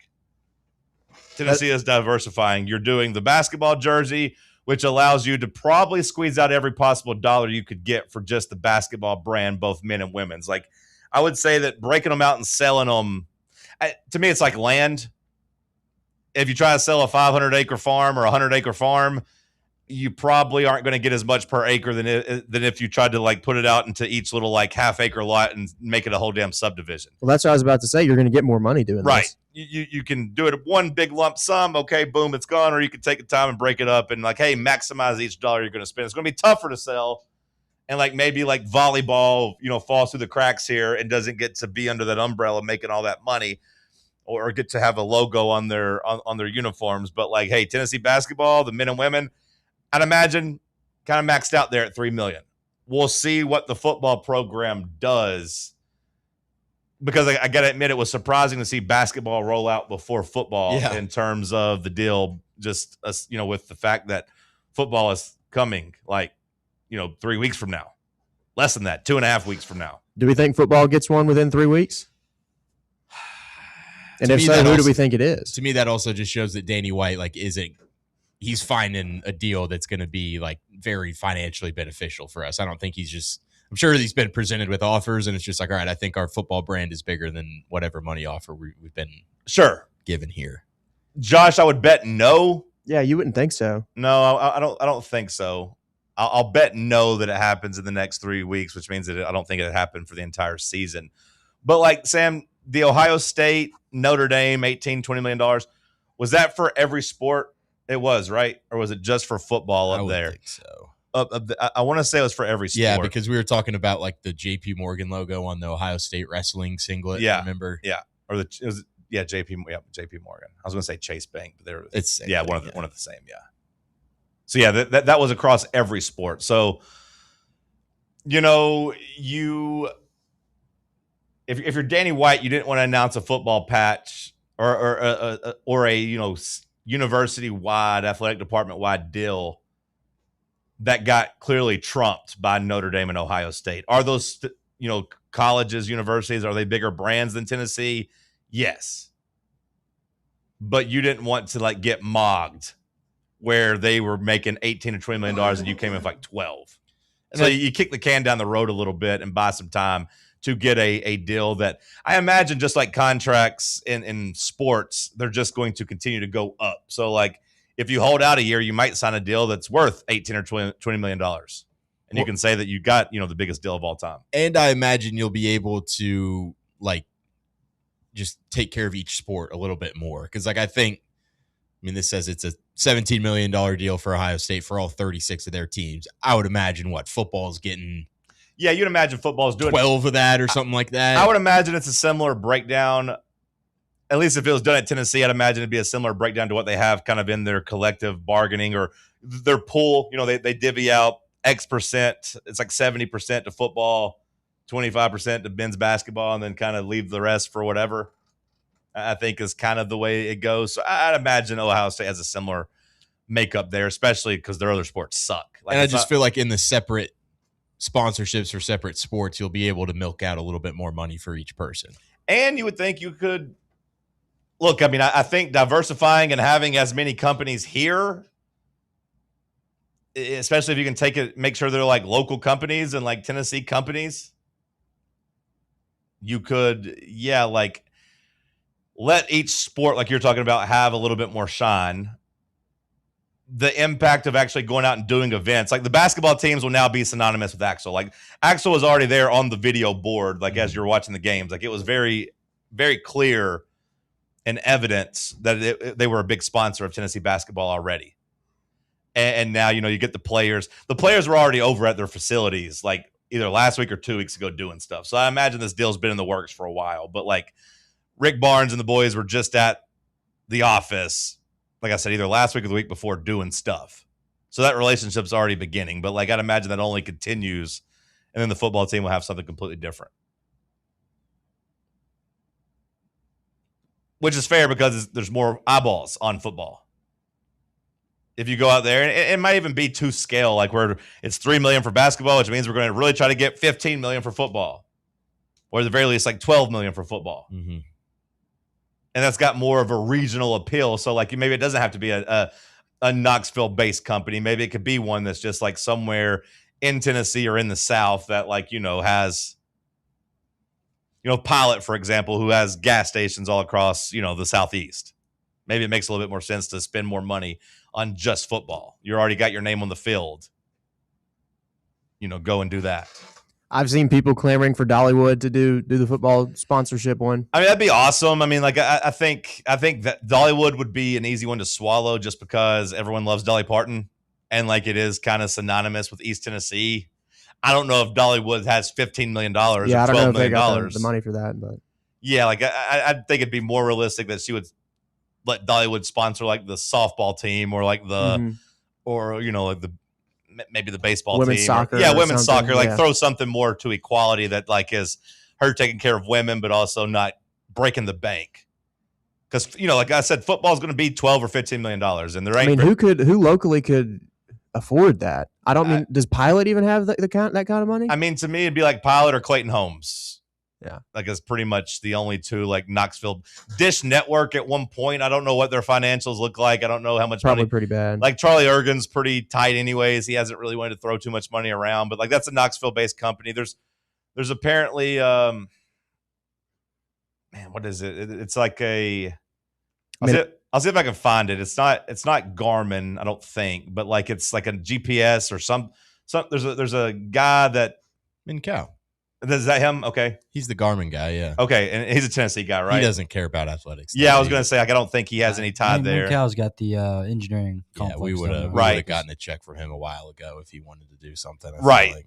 I mean, what if the TVA did something? Could they even do anything being a federally owned thing? Yeah, I find it hard to believe they could cut a big enough check. Yeah. Yeah. I don't think that's the case. And maybe that's part of the reason we don't have a football sponsor yet. Like, because I don't think Axel Logistics would feel comfortable cutting a $15 or $20 million check for the entire university or for every sport. I wouldn't imagine they are rolling in it like that. But $3 million, yeah, we could do $3 million. Now you got to find a company that could do 12 for football. I'm trying to do some research on if there's like any just massive companies with Tennessee ties, or University of Tennessee ties. But yeah. FedEx is already doing Memphis' stuff. Yeah, you're not going to get any FedEx money. So we'll see. But I think that's obviously part of the reason that we haven't got anything announced. I would imagine Danny would have loved to have announced something and get this money coming in ASAP. But at the same time, I don't think you want to do what the ACC did with ESPN, where they inked a bad deal and it pretty much ruined the conference. I don't know if you guys remember that TV deal they signed, but it basically ruined their conference. They signed like a $20 million, or they signed like a 20-year deal where they were making like peanuts compared to the other conferences, and they couldn't get out of it. So they get no influx of cash, and ESPN's pretty much just let them down the vine. Whereas the Big Ten and SEC are like, hey, we can get billions of dollars now in our TV deals. You don't end up like Monster Energy in the Big 12 where you rush into something. I mean, the chat's saying, what about like First Horizon or even like a Jack Daniels type deal? Yeah, I don't know if they have the money like that. Well, I was going to say, I don't think you'll do alcohol. I do still think you'll try to keep alcohol separate. Now, maybe not every team's allowed to, has the patience or the pride to do that. Maybe some people just take as much money as they can as quickly as possible. Yeah. What was the first one? First Horizon. First Horizon. Yeah, I mean, I don't know what type of money they got. Surprised we don't end up doing like a Covenant Health or something like that. Yeah, there might be something big like a bank or a healthcare thing that's stepping to the table. I don't know. Come on, Peyton. Where's Papa John's? Throw Papa on there. Throw Omaha Productions on there. Let's go. Step up. I mean, is there anything in like Gatlinburg, Pigeon Forge, Sevierville that we could do? It would just be, to me, Dollywood. Yeah, I mean, like it's a big enough brand. Because I think that matters too. Like, I don't think you just want the money. I do think it has to make sense for the company to be something that people can easily like buy or like appreciate if it's that big, but also like you don't want. Someone said Coca-Cola. They're going to stick to Atlanta. They won't do anything for here. I'm going to throw out a name here. Okay. Rackley. Rackley? Yeah. Okay. What is Rackley? They're a roofing company. Okay. I mean, like that. Vanderbilt's got the cement mixers or whatever. They got the construction adjacent They company. do a lot of stuff with NASCAR, and that takes a lot of money to fund those types of teams. Yeah. So we could see either a possibility of them switching from that to football or doubling up. NASCAR worried about this at all?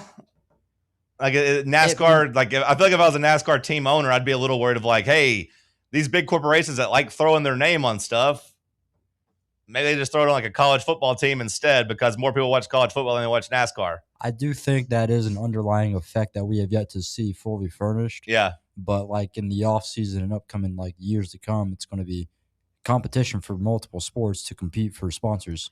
Yeah, I mean, like if NASCAR kind of had, it was basically NASCAR and golf that were dealing with the corporate sponsors, but now like, college athletics, which are bigger than golf and NASCAR are coming to the table. We've had check into cash thrown out there. We've had Kroger's thrown out there. Check into cash, that guy's I think is from Cleveland, right? Yeah. Like I want to say he's a Cleveland guy. I mean, if we're sticking with the orange theme, I know we're just going to orange the logo anyway, but like Harley Davidson. Food City. We already got the Food City Center. They already got their they kind of Monster Energy drinked us, I think, because they got us to change the whole damn name of the arena for very cheap. I mean, I'm Harley Davidson, Home Depot. Yeah, I don't think we have to do just orange. Like I'm just coming up with ideas. I mean, you've got what other orange ones? Reese's is an orange one. There's no tie there, obviously. I think it's going to end up, like to me, it has to end up just being Pilot, does it not? If they got money like that, I'm cool with it. Yeah, I mean they got money like that. The Haslam's, Cracker Barrel. The Haslam's own multiple. Does Buc-ee's have one yet? Franchises. Everyone loves their Buc-ee's now. There is one right up the road. Yeah. The funny thing about Pilot is they used to, I don't know if they still do, but they used to sponsor like youth teams. Right. Yeah, they had like Fulton for a while, right? Like no, they had their own team. It was the Pilot team. Oh. Like well, I mean like a high CBFO and all that stuff. Then there's this weird like Pilot team, which is, I don't know where they would play, who they'd play against. Oh, interesting. Oh, they play against me. I played against the Pilot team every year. They literally had like the Pilot like helmet stickers and everything. Yeah. At what age? I mean, elementary school. Okay. Yeah, 8 to. So they travel around playing other schools, or just like they were just in the leagues. Football? They were in the Pee Wee leagues. It was like us, Farragut, Fulton, Catholic, Carnes, and then Pilot, CBF, and Pilot. Did they have good teams? I mean, like were the teams really good? Were they good? Yeah, they always took kids from like the private school. So it's like I had a friend that went to Webb who instead of like playing for any like team like that, he ended up playing there. They have cool jerseys. They have the best. Yeah, they were equipment. all black. They were all black. Yeah, had stripes on stuff. Well, I remember them like sponsoring like local high school fields. Yeah, they did that to redo all the fields to turf. Those fields are getting old now. By the way, we're gonna have to redo some of those turf fields here soon because they're getting rough. Because I mean, that was like what 12 years ago. Yeah. Oh yeah, I mean it's time. I was talking about that at my brother's game the other day at Powell because that field's getting beat up. Beards is getting beat up. It's about time we need to replace all those turf fields. It's like they sold their stuff to Casey's, which is why they're now down here. They sold all the in city stores. Yeah. They still have like The big the truck stops, the Flying J or whatever. They still got those. I mean, is Casey's an option? Do they have money like that? I don't know. I don't know what the answer is. And Danny White probably is sitting here having the same discussions for the last year of who can we call? Who's got money? Okay, they got money. Casey's is like a big Midwest company. Yeah, you have to have somebody Iowa or someone like that. Yeah, you have to have somebody that cares about the brand too. So I mean, the Casey's might have money like that, but they don't care about Tennessee like that. Danny White's been having the same discussions. But like I said, I'm happy with the Axel patch because you knew a patch was coming. I think it looked pretty good on the jerseys I saw. I like the company. They're local. They support Fan Run. All in all, pretty painless. I give it an 8.5, maybe even a 9 on the execution. We'll see what football does. Bubba, send us to break. It's TalkSports on Fan Run Radio.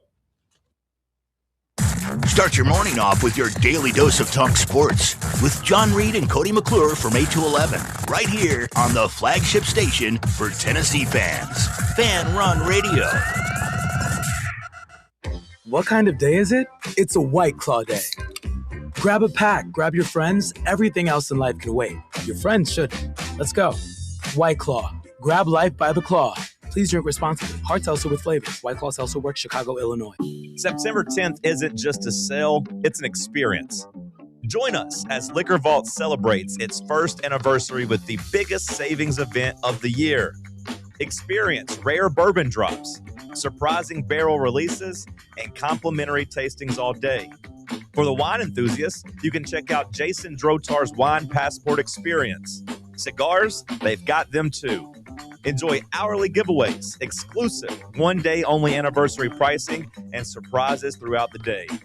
Find a Vault Golden ticket and receive exclusive access to Liquor Vault's highly anticipated end-of-year rare bourbon allocation.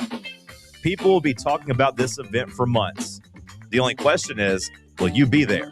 The Vault Experience, September 10th, only at Liquor Vault's anniversary party. Located at 2901 Tazewell Pike. Check out their specials and sign up to get discounts at liquorvault.com.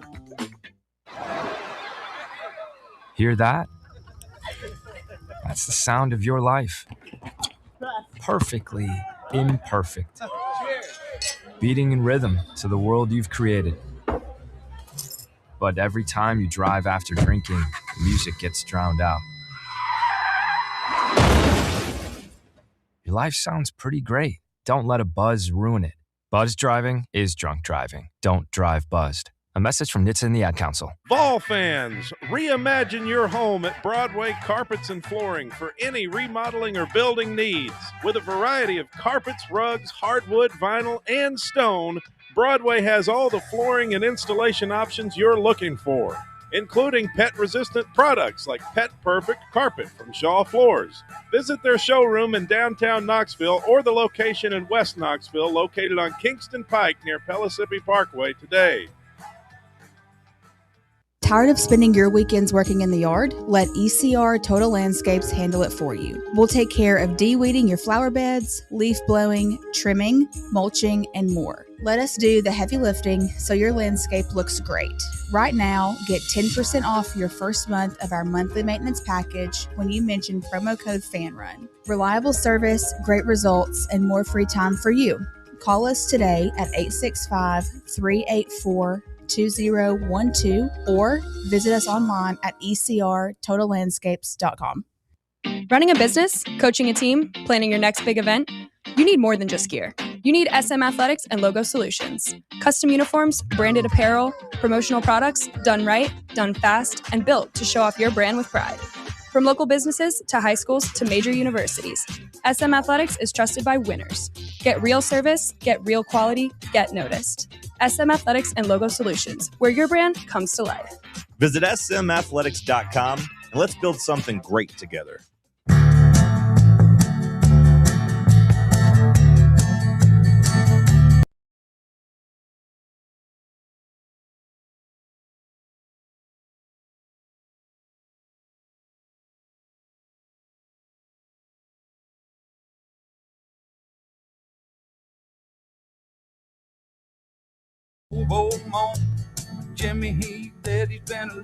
Update from yesterday's news, but it does appear that Trevor Gooseby avoided any type of catastrophic injury. Good news for him. Good news for Texas. Just dealing with a bone bruise. Expected to be back in time for the Ohio State game, which means, of course, the Tennessee game 2 weeks later. He should be back for that too.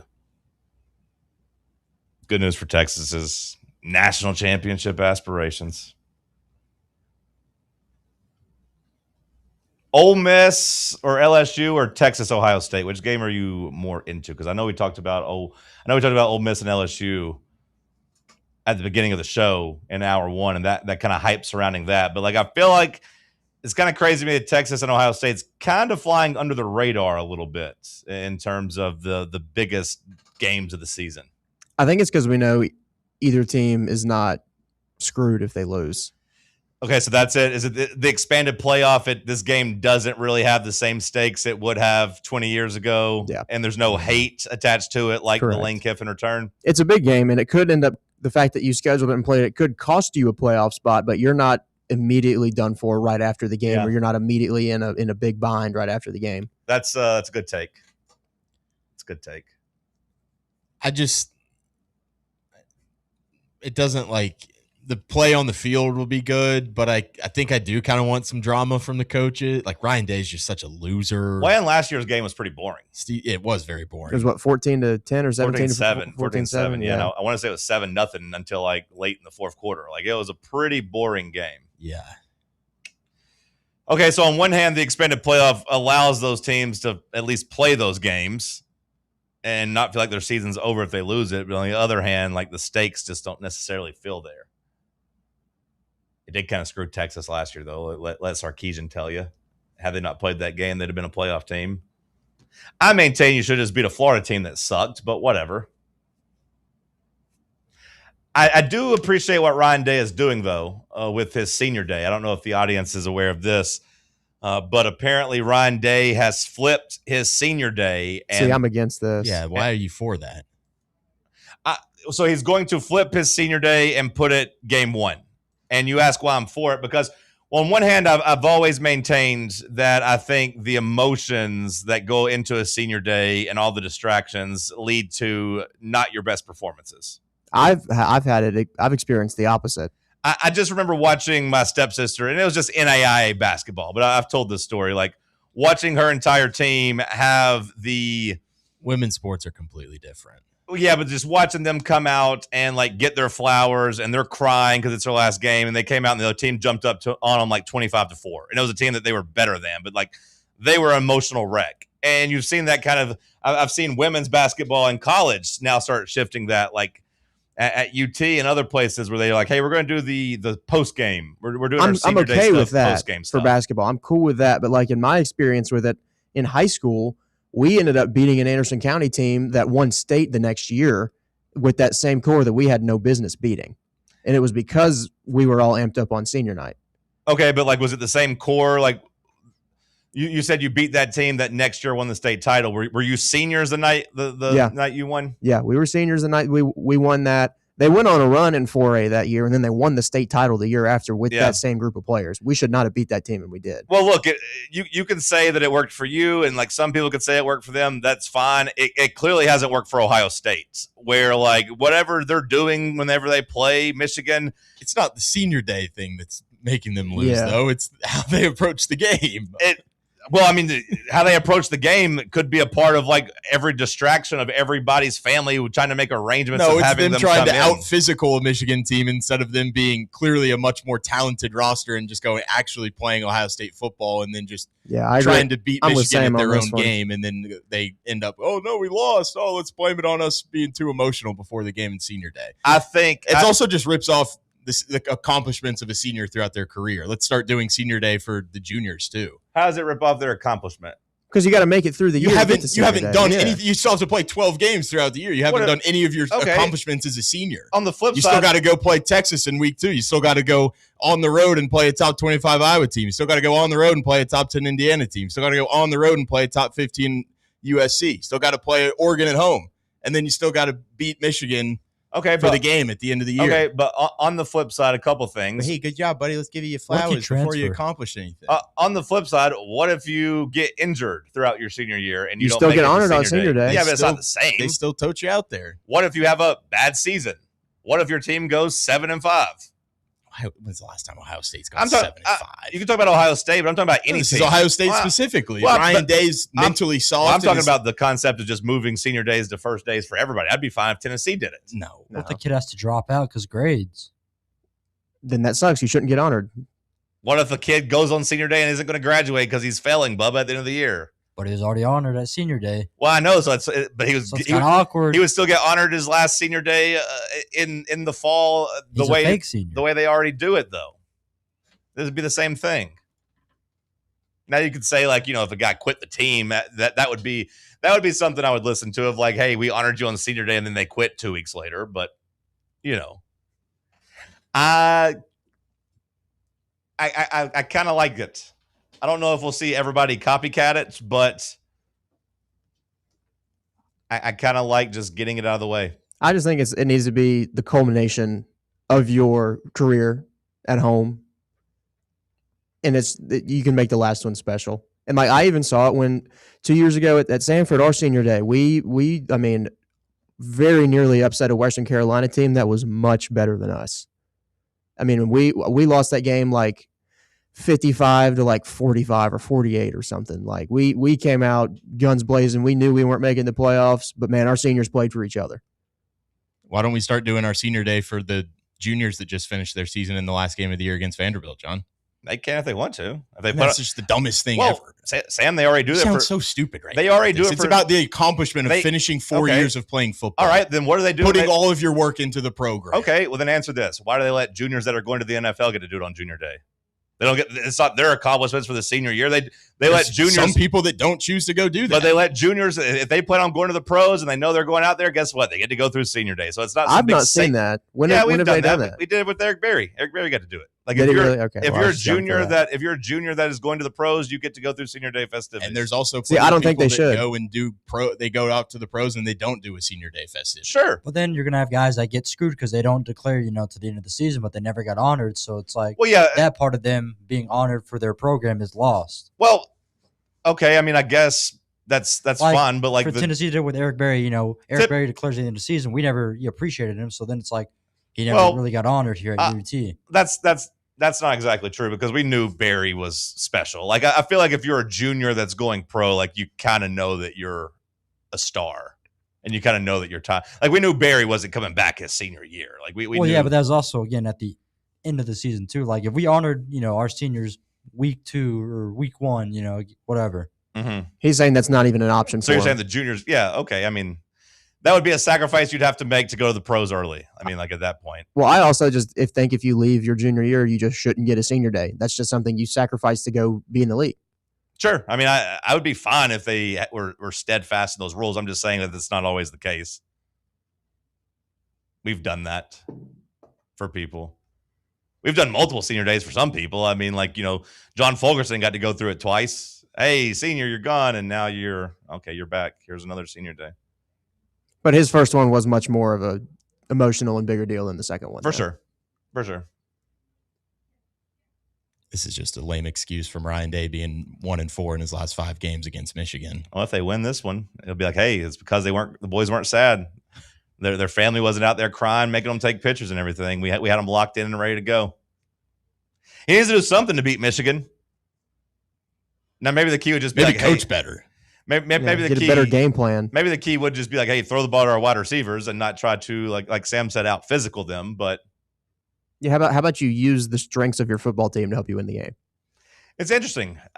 Josh, it doesn't surprise me that you have such strong takes on senior day, but Sam and Bubba protecting the sanctity of senior day is a little surprising to me. It should be about what you accomplish as a senior. I don't think you should be rewarded for your accomplishments before you go get on the field for any of the games that you go play. It also just wouldn't be. Go ahead, Bubba. Nothing can take away the moment and the emotions I felt watching Juwan Jennings' senior day against Vanderbilt. It was cold. It was rainy. It wouldn't hit the same if it was like the first or That's exactly what I was second about week to of the say. season. It's not going to be as special if it's the season opener. You still got the people whole don't season care. ahead of you. Yeah. They just want to watch the first game of the year. They don't care about the seniors getting honored. They just, thank God we got football back. All right, now tell me which seniors you felt really emotional for last year watching them get their ass beat by Vandy, Bubba. I didn't care about any of them. Oh, why not? Wasn't happy with So them. it wasn't about them being seniors. It was just about you liked Jawan Jennings? Yeah. Okay. Well, that to me is the main takeaway there is that you just like Jawan Jennings more than you had an emotional feeling about a senior leaving. It was just Jawan Jennings leaving. But it's not about the fans. It's about the player getting their moment. But it would still be Jawan Jennings' final game, whether or not he was honored at senior day. You would have those same feelings about him. Like they still have a final game, Bubba. They still let him play their senior year. Yeah, I mean, it wouldn't be the same emotions because like there wouldn't be no honoring. Okay. I mean, when you know it's your senior day, it's a different feeling. Sure, but is it because it's your last game in the stadium, or is it because you got flowers before the game? It's because it's your last game in the stadium. It's still going to be their last game in the stadium. Like there's still a season finale, a career finale. The last game of the season, still the last game of the season. It just removes all of the like, hey, I need 6 tickets for my grandparents that are coming in for the first time ever. My sister's bringing her boyfriend. Can we get tickets for her? I got to worry about them getting on the field and if so-and-so is going to show up or not. It just removes that part of it. It's still the last time you run through the tee. It's still the last time you play. All of that remains the same, no? So you're trying to have 2 senior days? I'm trying to say it's the pregame festivities. It's the circus that goes along with the senior day that I think Ryan Day is trying to remove. You're still going to have the emotions of, hey, it's Ohio State versus Michigan. Let's just start giving college degrees out to people on the first day of school because I'm too emotional around exam time. I don't know if I'm going to pass them and finish my degree. I mean, you know? don't they do degrees before finals are over? No. Don't they do that? No. I said they should give me my degree on the first day of school. Are there not more?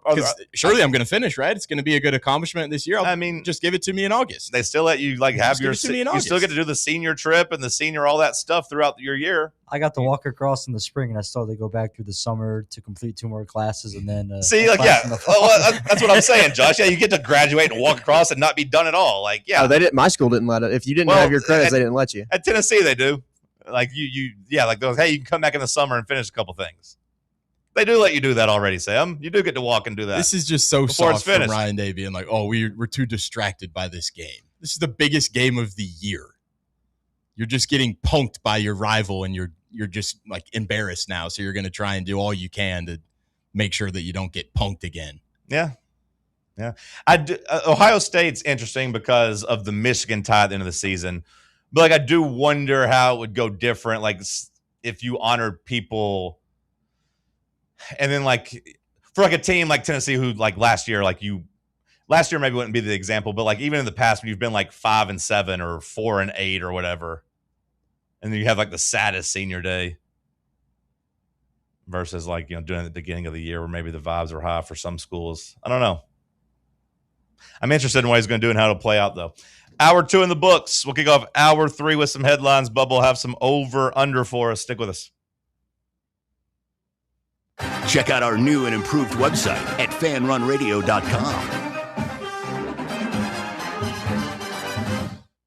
Life insurance. Why are you putting it off? Can't afford it? Too much hassle? Think you don't need it? There's lots of excuses for putting off life insurance. But if you weren't there, who would pay the mortgage and other bills? With Ethos, you could be covered in 10 minutes and boom, family protected. Ethos, fast and easy online term life insurance. Up to $2 million in coverage with no medical exam. Some policies as low as $1 a day. Answer a few health questions and get your free quote at getethos.com. That's getethos.com.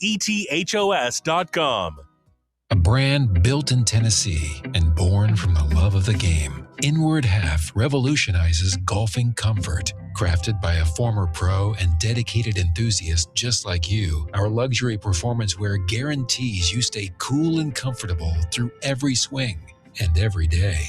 We're not just a brand. We've set out to create a lifestyle for those who understand that impeccable style and premium performance are a hole-in-one. Enjoy the walk-in with Inward Half. Citizens National Bank. Kick off this football season with a CNB Plus Perks checking account. Move downfield with free online and mobile banking. And cross the goal line with extended evening hours and Saturday banking. Banking at CNB has its perks. Find out more at cnbtn.com. National Bank.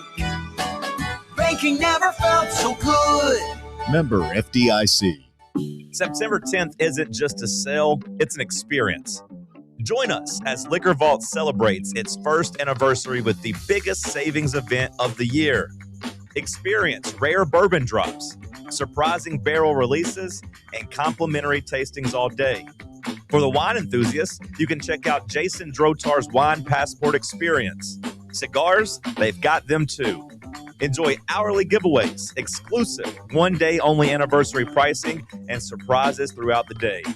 Find a Vault Golden ticket and receive exclusive access to Liquor Vault's highly anticipated end-of-year rare bourbon allocation. People will be talking about this event for months. The only question is, will you be there? The Vault Experience, September 10th, only at Liquor Vault's anniversary party. Located at 2901 Tazewell Pike. Check out their specials and sign up to get discounts at liquorvault.com. Does tooth pain have you on the injured list? Don't get stuck on the bench watching from the sidelines. Hi, I'm Dr. Jacob Wolko, inviting you to come let Knoxville Smiles get you back in the game. Bring your whole roster in for a winning checkup. We'll keep your smile shining bright under the Friday night lights and gear it up for Saturday afternoon kickoff. Visit us online at knoxvillesmiles.com or just call 865-539-1776. Smile brighter with Knoxville Smiles. Blackford Veterinary Surgery Referral specializes in surgeries not regularly performed by your pet's general veterinarian. They're currently accepting referrals from vets all across the country. With their newly renovated state-of-the-art surgery center and highly trained staff, clients can rely on professional and thorough care. If your vet says that your pet needs surgery or rehab, ask for a referral to Blackford Vet and let them get your best friend back on its feet. Located conveniently in West Knoxville. For more information, visit blackfordvetsurgery.com. Welcome to Axle Logistics, where excellence isn't just a goal, it's an energy. As a leading third-party logistics company, Axle is powered by an award-winning culture built on a work hard, play hard mentality. Here, the drive for success is contagious and hard work never goes unnoticed. Whether you're just starting out or looking to level up, Axle Logistics is the place to launch your career. Join us and take your ambition to the stars. To learn more, visit axlelogistics.com. You're listening to FM 105.7 and AM 1340, WKGN Knoxville, and W289CU Knoxville, Fan Run Radio. Round 3. The world's greatest radio show. The world's greatest radio show in Tennessee. Power Rankings, Tuesday Trivia. John Reed and Cody going wild, no Olivia. Wood grain on my leather seats. I got the whole team eating like I'm Johnny Eats. Morning booming from 7 to 10, ayy. Talk sports while I'm chewing a Zen, ayy. Talk sports while I'm riding to work. All the ops take a ride in a hearse. East Knoxville. Morning booming from 7 to 10, ayy. Hour number 3 kicking off here in the White Claw Hard Seltzer Studios. It's Wednesday, which means it's trivia night. Barley's in the Old City. General team trivia tonight. Hopefully not space team trivia. Sports trivia tomorrow at 7 p.m. So 8 o'clock tonight for general team trivia. Sports trivia tomorrow at 7 p.m. Go by, try some of their delicious food, get you some booze, play some trivia, enjoy the vibes at Barley's in the Old City. All right, Josh, get us started with another batch of news, please. Yeah, yesterday at their panel, I guess, where they revealed 2K27, the company 2K has begun teasing a college basketball video game dropping in February of 2027. It's not been confirmed, but they put out a teaser for it that said back on campus February 2027. And it's been heavily rumored for a while that they're going to drop a college basketball game. So this was 2K? Yeah, 2K is going to be producing it because EA was going to do it, and then 2K just kind of bullied them out of it. Which, I mean, I think I think EA pretty much would have had to start from scratch, right? I mean, because they haven't put out a basketball game since 2010, 2009. Wasn't EA going to do like everyone in the country, and then 2K got it, and now it's just select schools? I believe 2K is expanding it to a majority of schools. They're going to try to get everybody. I don't know if they will. They're at over 100 right now from the research I've done. Lindenwood in there. So, yeah, essentially what happened, Sam, was EA was trying to do it, but 2K got like 8 teams. Like the big ones, like Kansas, Duke, Michigan State. To be a part of 2K, like for like their Road to Glory equivalent in the NBA, like the My Player, which threw a wrench into EA's plans. I mean, 2K is a bigger basketball brand, so it makes sense that like 2K would get a shot at college basketball just because they have the NBA stuff kind of already in place. Now, I don't know how many people like the NBA game over the last like handful of years, but I'd play a college basketball version of 2K. Yeah. I'd play the heck out of it. Yeah. So I hope they do it, and I hope they do it right and do it justice. Just get every team. That's all I want. Just get every team. I don't know if they will. It's a lot of teams. It's over 300, but yeah, I mean, you want to at least have some Cinderellas. I don't know if I have to have every team, but I want at least like 128 teams for sure. Like mid-majors matter in college basketball. The more you can get, the better. Yeah, I'm with you. But I hope they can do it. I'd love to play it. We've not had, I mean, at least with NCAA football before it went away, we had the 2014 game that still held up 10 years later. The college basketball games have not held up. I don't know if you've ever tried to play them or anything. It's rough. You can't really do it. I played them at the time. Which at the time they were fine, but like I tried to play. At the time they still pissed me off. I always preferred the NBA Live or 2K over the college games. Like I tried to play 2010's version of the game, the last one they put out with EA, and it's not a bad simulation game, but like I want to play the games, and it's pretty rough. Yeah, I didn't like it. I feel like the damn full court press and players just have 10-foot arms and just intercept passes with one hand. That used to drive me crazy. I don't know if a college basketball game would get me into it at this point. I did the football the year 1, but year 2 and year 3 didn't really move me. I don't know if I would care about college basketball or not. Depends on what it looks like, I guess. Damn, apparently the last ever Quiznos subs closed down. What? It appears that there are no more Quiznos subs across the country. Actually? According to this headline I see. Really? Or maybe not. Okay, maybe this is just in Chicago. The last one in Chicago closed down, so there might still be a couple across the country. I feel like there's one in Nashville. Okay, there might still be a couple across the country. So I read I can't remember the last time I've had Quiznos.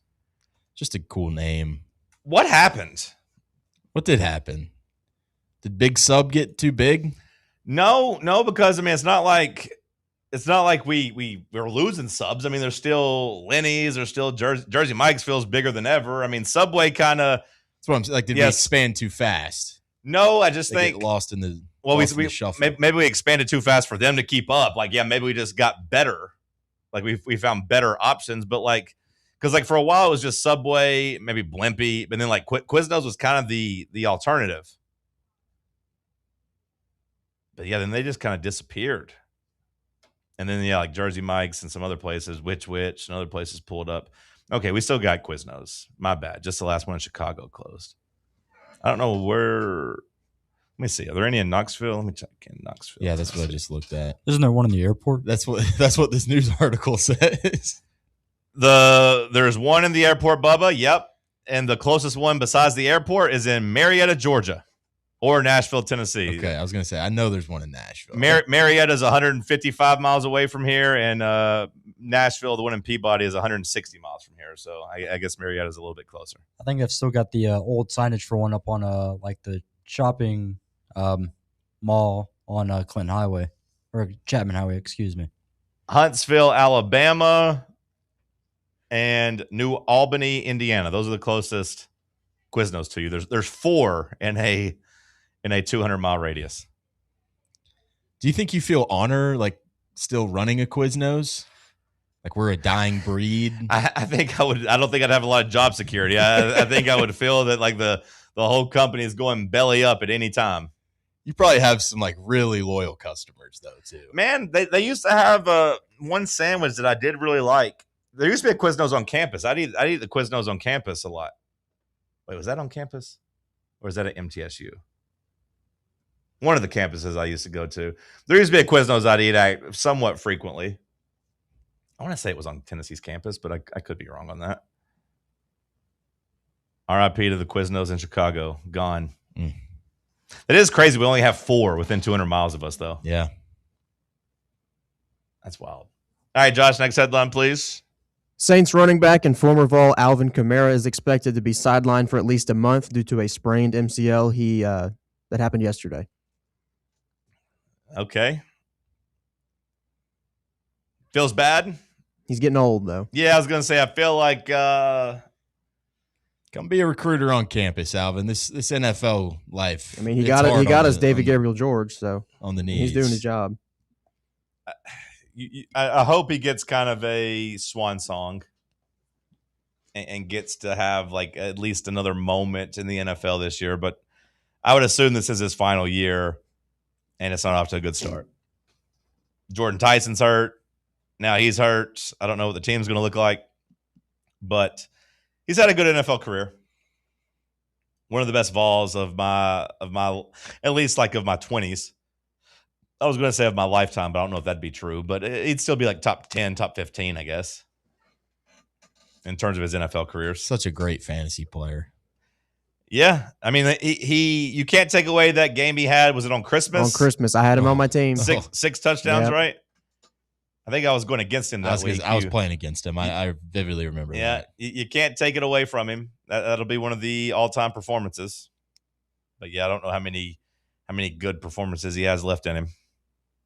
And when he just destroyed that the guy's leg on the chain gang that one time, he got shoved out of bounds and just destroyed this dude's That leg. happens more than you'd think, though. I kind of remember that, but if you're a chain guy and you don't get out, you don't drop the chains when the guys are, heading your way, you're risking your leg. Phew. It's tough. Another just like Quiznos, chain gang, another dying breed. I know. I still pop for it, though. I do, too. I hated the chain gang. I hated the virtual measurements they tried to run out last year. I didn't like that. I also like the chain gang. Something better. Something about just those old men running out there. And I don't need them to be old, I don't think. I need them to be really old. Yeah, I think I'd be fine really if they were young individuals. I'd maybe have a little bit more confidence in them if they were young individuals. But I still hold my breath whenever they go to, like, pull the chain out and see, are you going to have the first down or not? I want this guy to be on the side. I've been doing the chain gang for 49 years. Now think about how cool the chain gang used to be before they put the damn lines on the field. Before you knew where the line was, the chain gang was so powerful. Mm-hmm. So trying to get people to do the chains now for like high school sports and middle school sports that I've been seeing is just rough because these people don't know what they're doing. They don't know to pull the chain all the way, and like I've seen them a couple times try to like move the first down marker back to give them a favorable spot. I'm like, guys, what are we doing? I was gonna say I've seen some bad chain gang high school stories where just they're cheating, very clearly cheating. It can get really bad if you're not policing it. And like the refs are trying to get them to tell them what to do, and they just won't listen because they think they know more than the ref. I'm like, okay. It's just not a good look for you to do that. And we'll replace you. We'll go get somebody else. This is a headline for Bubba. Bubba, you might have thrived back in the day here. Did you see that Detroit public schools are paying kids for perfect attendance? They are offering high school students $100 per week. Whoa. $100 per week. Wow. Middle school students are getting offered $50 per week for flawless attendance. Now, it's not for the entire year. It's just for designated periods. So, like, I don't think you can make like $2,000 a semester by having perfect attendance. I think it's just when they're looking at like, hey, it's testing time. You got to be here. We're preparing for testing. This is important. Come here, focus, and also apparently like during January and March, I guess, when the weather's really bad. And basically kids are just, it's easy to kind of skip school at that point and just fall behind. Mm-hmm. There's going to be some goody two-shoes sucking up to the teachers trying to get that extra 50 or extra hundo. I mean, who wouldn't want the extra $100? So, all right, so January, 5th through 9th, 12th through 16th, 20th through 23rd, 26th through 30th. All All the weeks of February except Valentine's Day. I don't know why they skipped that. Maybe they're a little tight. Like 9 through 13 and then 23 through 27. They're the 16th through 21st. I don't really worry about. March 2nd through 6th, 9th through 13th, 16th through 20th. Interesting. So you have the option. If you're in high school in Detroit, you could make $1,000 by having a perfect attendance for 10 weeks, which as a high schooler, that's a big deal, especially if you're already got to go to school. Yeah, I'd be all over that. As someone who skipped a lot of school, I think I'd be willing to get up had I known there was going to be $100 waiting for me at the end of the week. Now they're paying them like a couple weeks later, but like either way, still earning that $100. You get your money. That'd be kind of cool.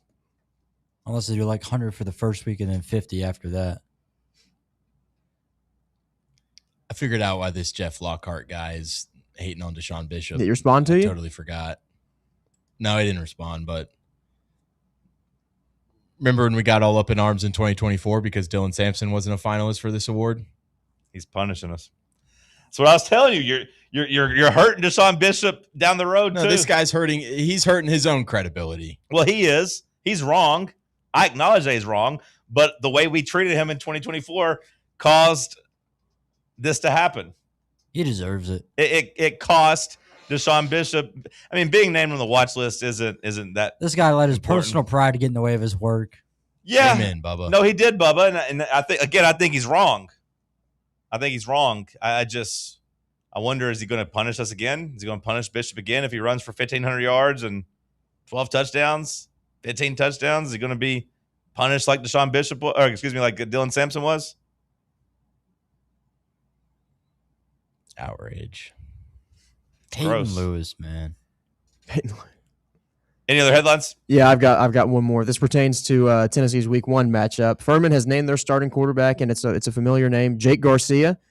He's previously made stops at Miami, Missouri, ECU, and most recently Michigan, where he did play in a couple games there. Furman will open up against Division II Anderson before traveling to Tennessee for Week 1. This guy had a pretty cool story attached to him because back in COVID, he was in California, but he wanted to continue to play high school football. So he moved to Georgia, but he had to have his parents legally separate for a short time just so that way he could enroll into the school system. He forced his parents to get a divorce. They legally had to separate to where he could enroll in school and play high school football in Georgia. Yeah, I saw that story. I think that's really cool. It's also weird, too, that Tennessee is playing like a smaller school with a bigger name QB because it's like for the second year in a row. Yeah, Cade McNamara. What was that, ETSU? Yeah, ETSU last year, Cade McNamara. ETSU had a couple quarterbacks on their roster that were ex-Power 4 guys because Cade McNamara was not the starter when we played them later in the year. It was, oh my God, what's his name? It was the kid, I think he went to North Carolina. Is this Jake Garcia kid the guy who has the really funky throwing motion? Yeah, Jacoby Criswell was the other guy. He was an ex-Power 4 quarterback as well. Did you see this video? Look at this video of this middle school game. Watch this video. Watch this video. All right, so it's a little here and there, touchdown, whatever. Okay, so here this kid's giving this other kid the business, finishing a block, little pancake action. Here he comes. They're trying to break him up. I keep watching. And here comes his mom out of the stands and tackles this kid. Just comes from out of nowhere and just spears this kid. Apparently she was taken to jail, but she comes and absolutely flatlines this kid. And you're laughing, and it is kind of funny, just kind of coming out of nowhere. I'm laughing because it's psychotic, but that is. I know, but imagine if that was a man that did that. Imagine if that was a dad that came and tackled this kid. This. What state is this in? I want to say it's Tennessee, because the guy who sent it to me, he said it's local and he lives in West Tennessee, so I want to say it's Tennessee. But the coaches are like, "What the hell?" The coaches are clearly upset. You don't pancake block my boy like that. I mean, he was giving him the business afterwards and got enough to get a penalty on or whatever. But this mom just comes and boom, lays him out. He looks back. He goes, "Who the hell was that?" Yeah, that was a mom. Yeah, and then he's like, "What the hell?" And he goes to stand up. She shoves him down again. To which the coach is then trying to escort her off the field. Actually, she doesn't have to get escorted off the field. She just gets up and leaves. She lost her damn mind, and no one else is doing anything. This is a surreal video. Again, one that I think we can laugh about because it's a mom, but if that was a man coming to tackle a kid like that, it would feel a lot grosser. We had a situation growing up on one of our teams where there's a kid who's just being reckless, just putting down everybody. He was big and he was also pretty good at the time. Sure. But one of our coaches got so tired of it that he suited up and went against this kid and absolutely just embarrassed him. It's the craziest thing I've ever seen. That feels like a step too far. In practice? Yeah. So he was coach. So it was on his. It was his team. Yeah, it was on our How old was the coach kid again? Like 12. And the coach is basically like, "You think you're big and bad? I'll show you big and bad." Yeah, so he went and got his pads, strapped him up. He's like, in his late 20s. And then What'd they do? Like an Oklahoma drill or like just a blocking drill? Just a blocking drill. But he like put the kid down on the ground, and the parents got so upset and like took the kid home immediately. And there's a whole big old situation we had. But I mean, I kind of feel like that would be grounds to be upset about. I would also wonder why the hell did that guy go get his pads on? If you're a 30-year-old man, just line up and just try to block without the pads. Just use your hands and push him around. Like if it's a blockage drill, just boom, use your hands, just push. I don't think you had to go get in full gear. That guy shouldn't have been around kids, though, I don't think. He's an interesting character. Yeah, I don't think he should have been around kids. He drove a motorcycle. Did you guys think he was cool? No, he went to like high school with my sister, so he kind of knew like me and my family. You kind of knew he was a loser? I'm not going to say that. In case he's listening. He's a cool guy. So he is cool. I just asked if you thought he was cool. Is he cool or not? I don't know the guy first. I know he had a motorcycle. All right, let's move on. And he squared up against a kid one day. I can never get a damn answer out of this guy. I can never get a straight answer out of Bubba. First ask if he's cool. No, not really. And then he's a cool guy all of a sudden. Well, if he's listening, he's cool.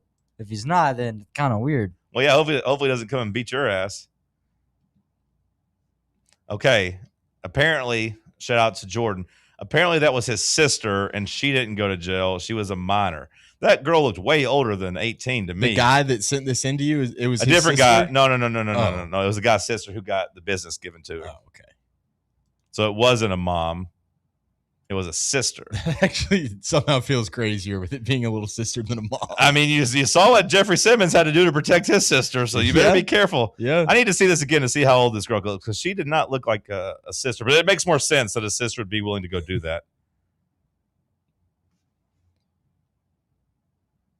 I guess maybe if she's right at 17, I guess, if she's a minor.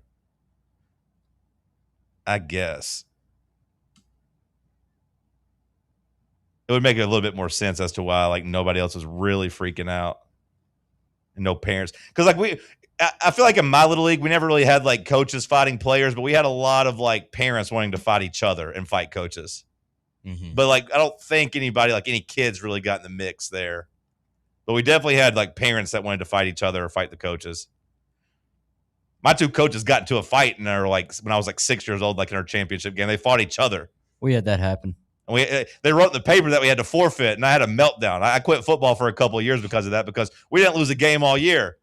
And then the paper, it said we had to forfeit because our two coaches got into a fight. So I was like, 7-year-old me was like, why would I go out here and sacrifice if we don't even get to win because the adults ruined it? So I was like, I don't want to play no more.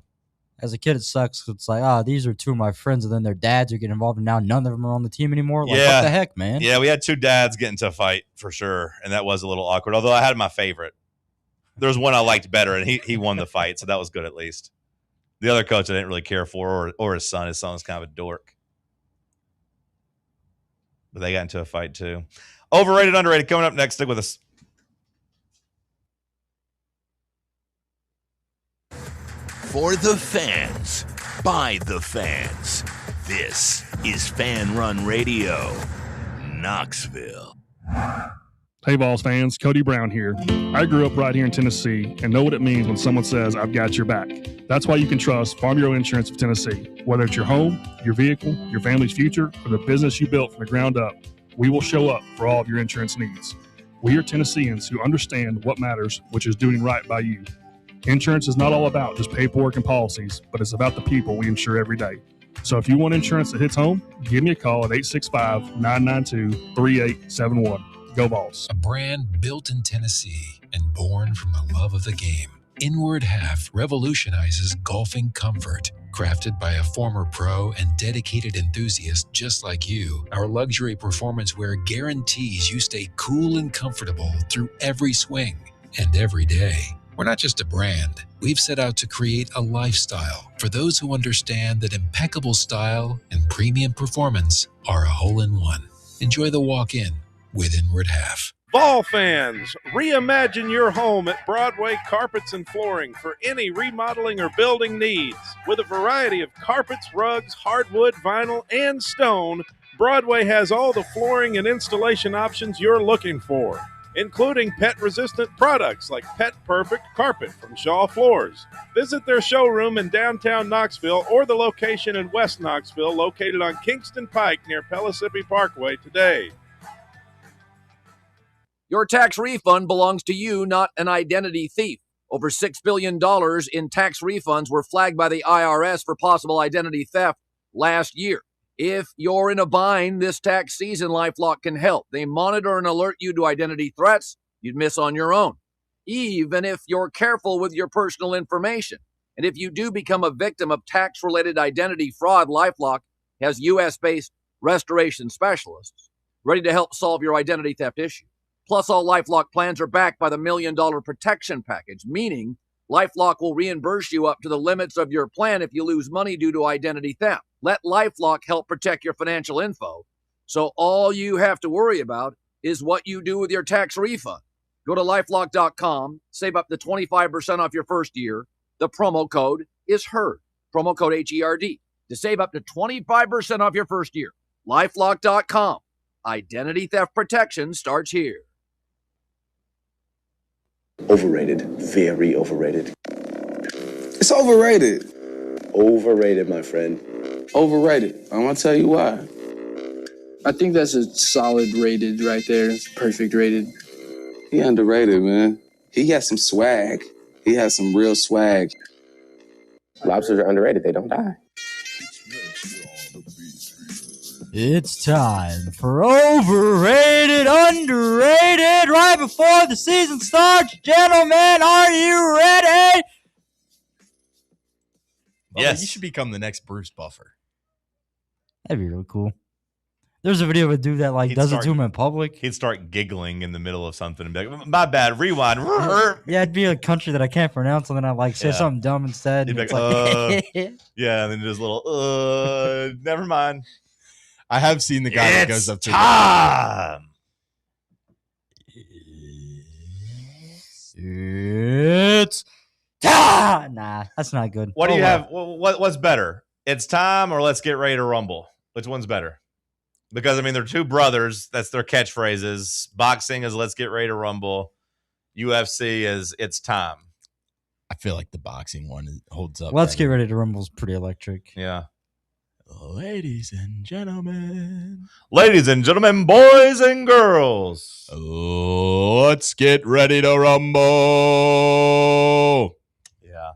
Let's get ready to rumble is a good one. And they named a damn video game after it. You guys guys to Rumble. Yeah, did you guys ever play Ready to Rumble? Michael Jackson was in one of them. He was. And they used his real voice too. It wasn't his polite he voice. It was just his dark, regular talking voice. Very strange. Kind of jarring. It's also insane to me that those guys didn't figure out that they're brothers. Yeah, I mean, and just got into the exact same profession. That to me is crazy. But I mean, I don't know. There's plenty of people that your dad just knocks somebody up. You don't see them for 20 years. You never know they exist. But then you figure it out by doing the exact same thing for work. Yeah, I mean, I guess they're just both born with beautiful vocal cords. I'm with you though. I kind of refuse to believe that they didn't know each other. I kind of refuse to believe that. All right, Bubba, what topics you got for us? Starting up, we have hacky sack.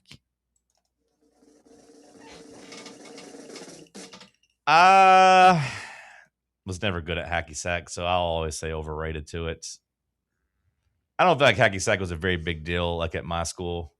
There's a couple kids that played it, but for the most part, people just put hacky sack on their keychains. I feel like that's the only encounters I really had was some balls that were on a keychain. No one actually really played. It looks really cool in movies, but I'll go overrated. Sam, you a hacky sacker? Never really was much of a hacky sacker. Yeah. They seem fun in theory, though. I feel like I do have to go overrated. I mean, the plan is just kick them up in the air, right? I mean, that's the appeal of them. I like the designs, I guess, but like, yeah, I liked having one to kind of like toss around to myself, like just kind of. I like to fidget, like like a stress ball or some sorts. I liked for that reason, but playing hacky sack, would you like pass to everybody else? Everybody getting around in a circle and you just try to keep it up? Did you play hacky sack, Bubba? I was never good at it.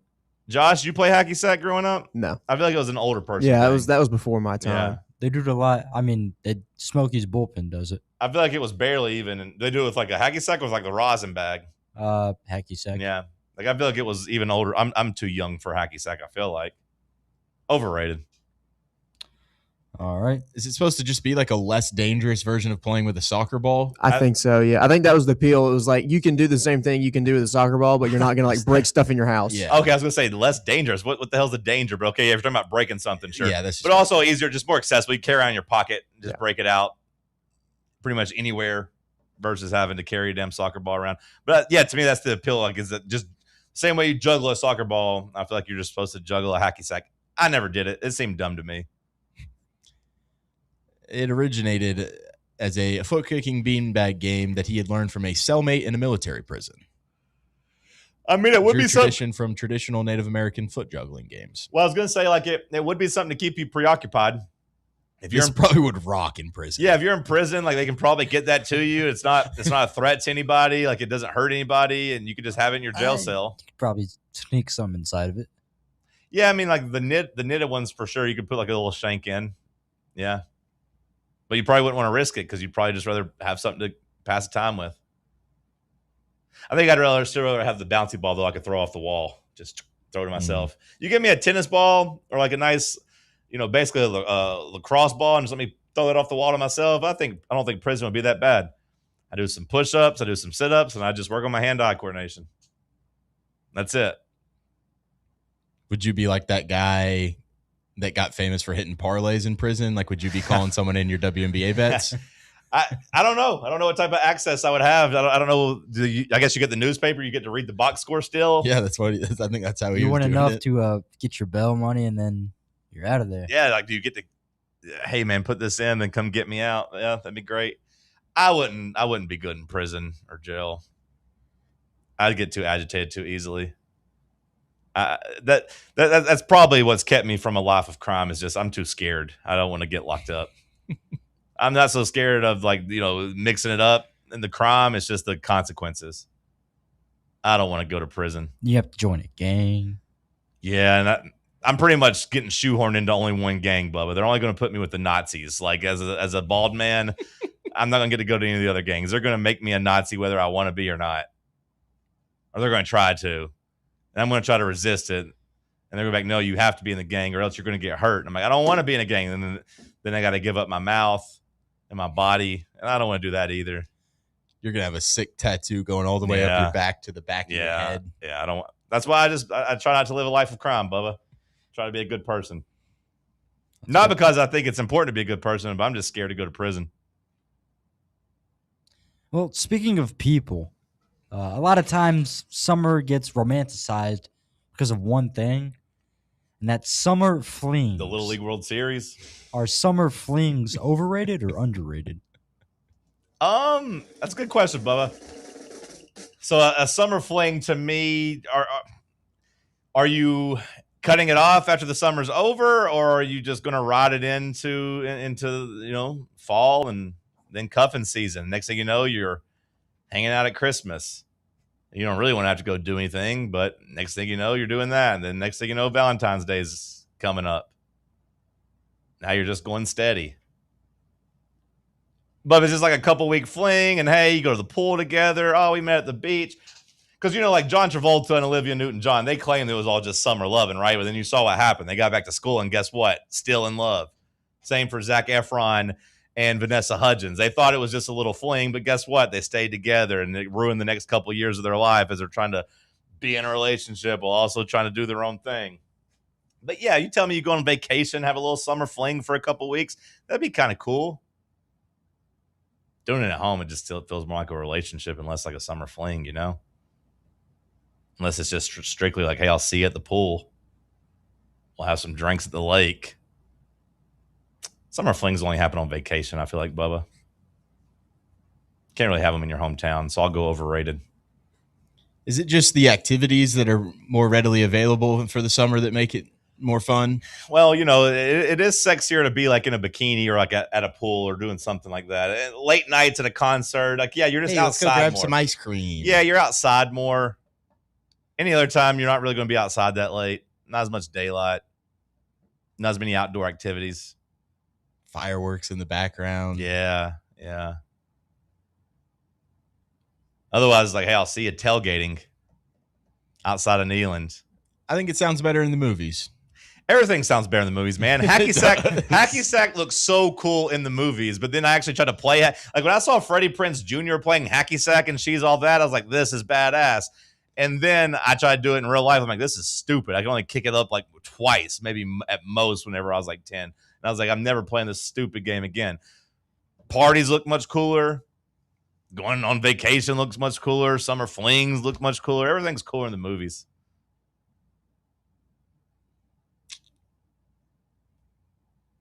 Life's just bleak and gray. I mean, maybe like out of high school, like your own summer vacation there, and you guys are like, you're just out of school for the summer and you guys are going to the park and doing stuff. Maybe in high school, summer flings still work.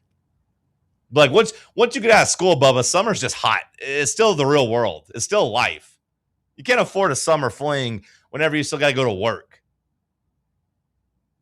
If you're in high school, sure, you can have all the summer flings you want. Maybe even college. I'll give you college if you go back home. Like if you're traveling for school or something, or you're going abroad or doing something. But now that once you turn 25, Bubba, summer's just hot. Amen. There's nothing sexy about it. You don't get to go to the pool whenever you have a real job. You're just working and sweating, and everything's miserable. Summer fling's overrated.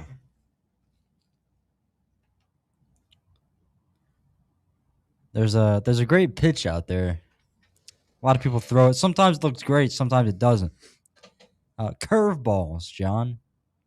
Are curveballs overrated or underrated? Love a good curveball. Clayton Kershaw dropping it out of the zone. Deadly 12-6, yeah. How do you rank them, though? Curveball or slider? Which one's better? I think I like a slider a little bit better because you can get some more heat on it. Yeah. I think you get people looking a little bit more dumb at the plate swinging at a slider, but I think you get more knee-buckling curveballs. So which one looks dumber? The swing and a miss on a slider that's running away from you in the dirt, or like not swinging as a curveball just drops right into the strike zone? Personally, I love just like a playoff game, couple men in scoring position here, crowds on their feet, place is going wild.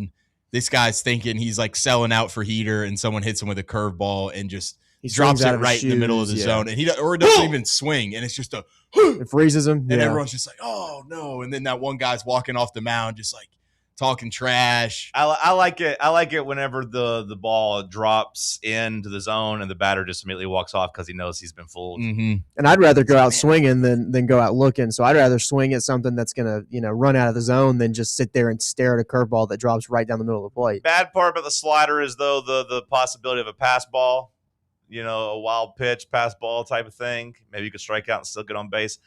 I think I prefer the slider, so I'll go curveball's a little overrated. Curveball's a little overrated. I'm a slider man myself. A good changeup. I actually rank a good changeup ahead of a curveball. I love a too. changeup. Yeah. As we talk about it, I mean, I haven't gotten to the gyro ball, Bubba. Like I put a gyro ball at number 5. Fork ball. I can never throw that. Knuckleball. Curveball is probably actually the weakest pitch of all of them, honestly. Have you seen this? This is nasty. This was a slider from a guy on the Astros. Backdoor slider. Yeah, I was gonna say I've heard of a backdoor slider, but I didn't never really. I thought the backdoor slider was basically just depending on who you was throwing it to. I mean, that's just disgusting there. So like it'd be a backdoor slider if that batter was left-handed and it was running into him versus running away. I didn't know that you could actually make the ball go like the opposite direction. I don't think I've seen many sliders that way, where a right-handed pitcher and it's breaking hard to the right. I love the pitching thing though when they put the ball and it has like three overlay. Yeah, I love that. Yeah. That's one of my favorite sports video genres. Pitching Ninja is such a great account. Yeah, I love seeing those when it's like the slider just running and the curve, like the fastball. That's how you know, just like holy crap, professional baseball is impossible. Yeah. Those pitches just looks identical for 80% of the way there. Yeah. And then you'll see the guy randomly tweet that he could luck into a home run. You're like, you're an idiot. I could easily luck into a home run. Honestly, this guy's pitch that I just showed you it kind of is it's got a little gyro ball to it. I don't know what the hell the gyro ball actually is. I just remember hearing about it when Dice K came in. Mm-hmm.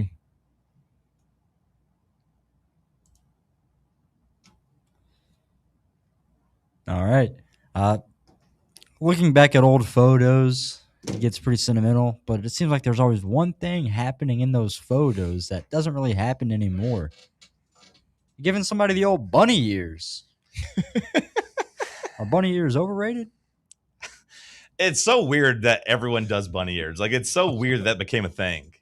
And then there was a whole like urban legend that it was supposed to be sexual. It was supposed to be like, meet me in bed at 2 a.m. was what you're trying to like tell people. At least that's what they said back at my home. I don't know.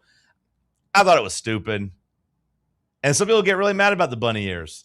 But I'll go underrated, Bubba, because bunny ears crack me up whenever I see somebody do it to somebody. It's a good joke. It still works. It stood the test of time. I don't know if Gen Alpha is still running out the bunny ears or not, but they should. They're too busy just risen up. I didn't see that, Bo. Can you do that again? Yeah, I'd pay to see that again, actually. Do that, pop the chain out, get the girl going, some type of hand movement motion. I like bunny ears.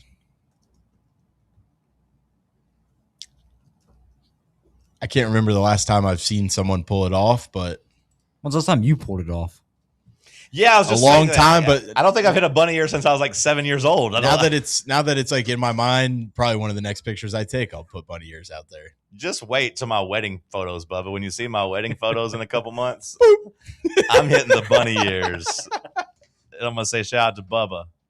She's not gonna see it coming.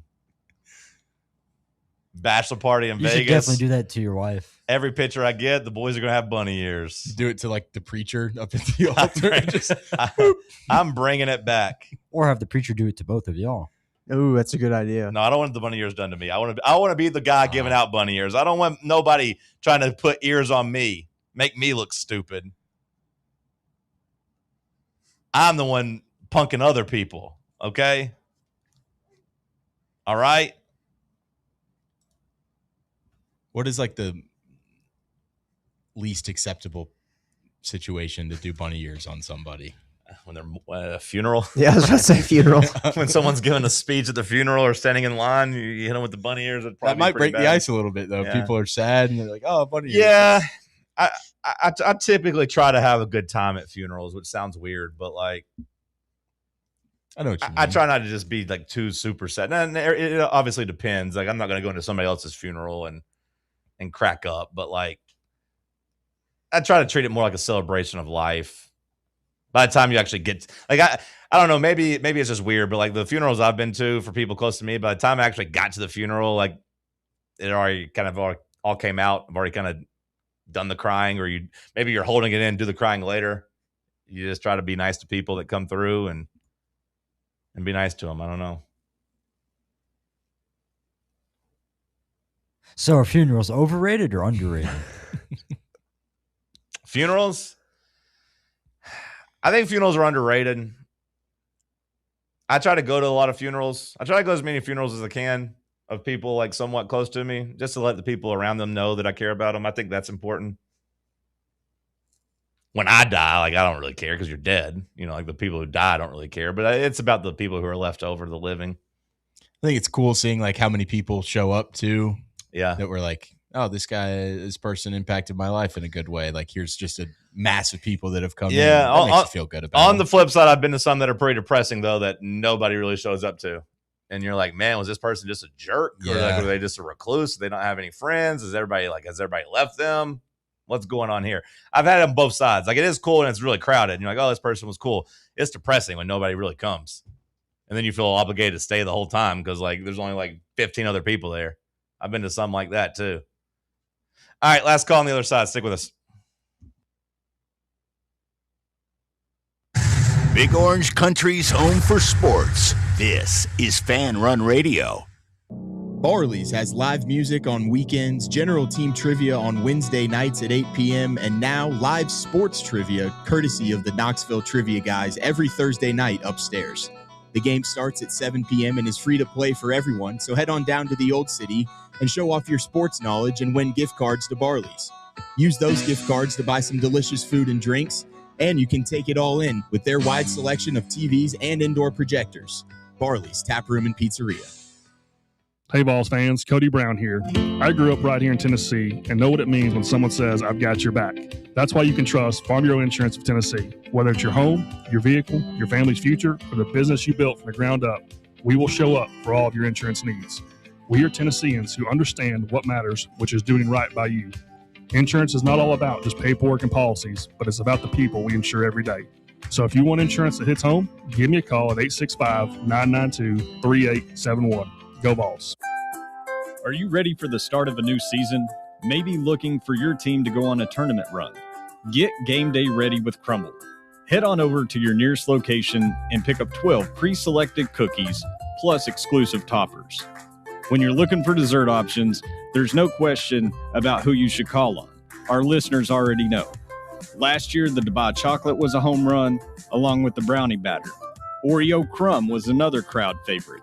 What new flavor will set the standard this season? If you're in the Knoxville area, there are 3 locations ready to serve you: Clinton Highway, Parkside Drive, and Maryville. Download the Crumble app to build your best lineup and vote on the best combos. You can even put your bid in to request a new flavor. Order in the app and slide on over to your nearest location. Tell them Fan Run sent you, and as always, it's for the fans, by the fans. Don't miss the cookies. Golf Envy Farragut is the premier indoor golf experience you've been looking for. And right now, they are offering a limited number of founding memberships. Golfers can reserve their spot for just $150 before their September grand opening. Founding members receive 90 days of unlimited guest passes, as well as an exclusive risk-free first month. That's right. Try out Golf Envy with no obligation. Give it 30 days, and if it's not the right fit for what you're looking for, your first month's dues will be refunded. Members will get access to their Golf Zone 2 Vision NX simulator technology, the most realistic simulator on the market, where they can play more than 300 courses and compete in leagues and tournaments with players all across the country. Golf, rain or shine, 24/7, 365. To learn more and become a founding member, visit their website at farragut.golfenvy.com/presale. A brand built in Tennessee and born from the love of the game. Inward Half revolutionizes golfing comfort. Crafted by a former pro and dedicated enthusiast just like you, our luxury performance wear guarantees you stay cool and comfortable through every swing and every day. We're not just a brand. We've set out to create a lifestyle for those who understand that impeccable style and premium performance are a hole-in-one. Enjoy the walk-in with Inward Half.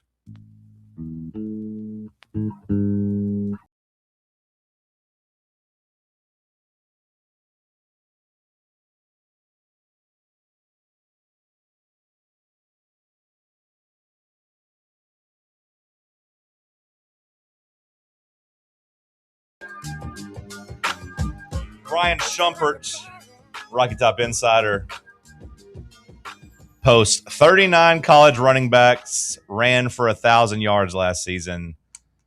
Only 21 of those 39 are back. I'd be interested to see how many of those 21 didn't get on the list. We already identified another guy, right? The BYU back. LJ Martin. Yeah. LJ Martin's not on the list, so at least we know there's one other guy on there. I'd like to see how many of the other 19 didn't get on the list as we talk about the lunacy of Deshaun Bishop being left off of a 60-person list, as Sam pointed out, with 3 running backs from Liberty on there. As Bubba points out, with Deshaun Bishop's backup, Peyton Lewis, on there. It just has to be a personal vendetta. That was a big miss by that guy. Bubba, what did we miss today? Another scandal happening up in Penn State. Another one? Oh, yeah. Snow Paterno. Yeah. Pablo Plechkabar. Yep.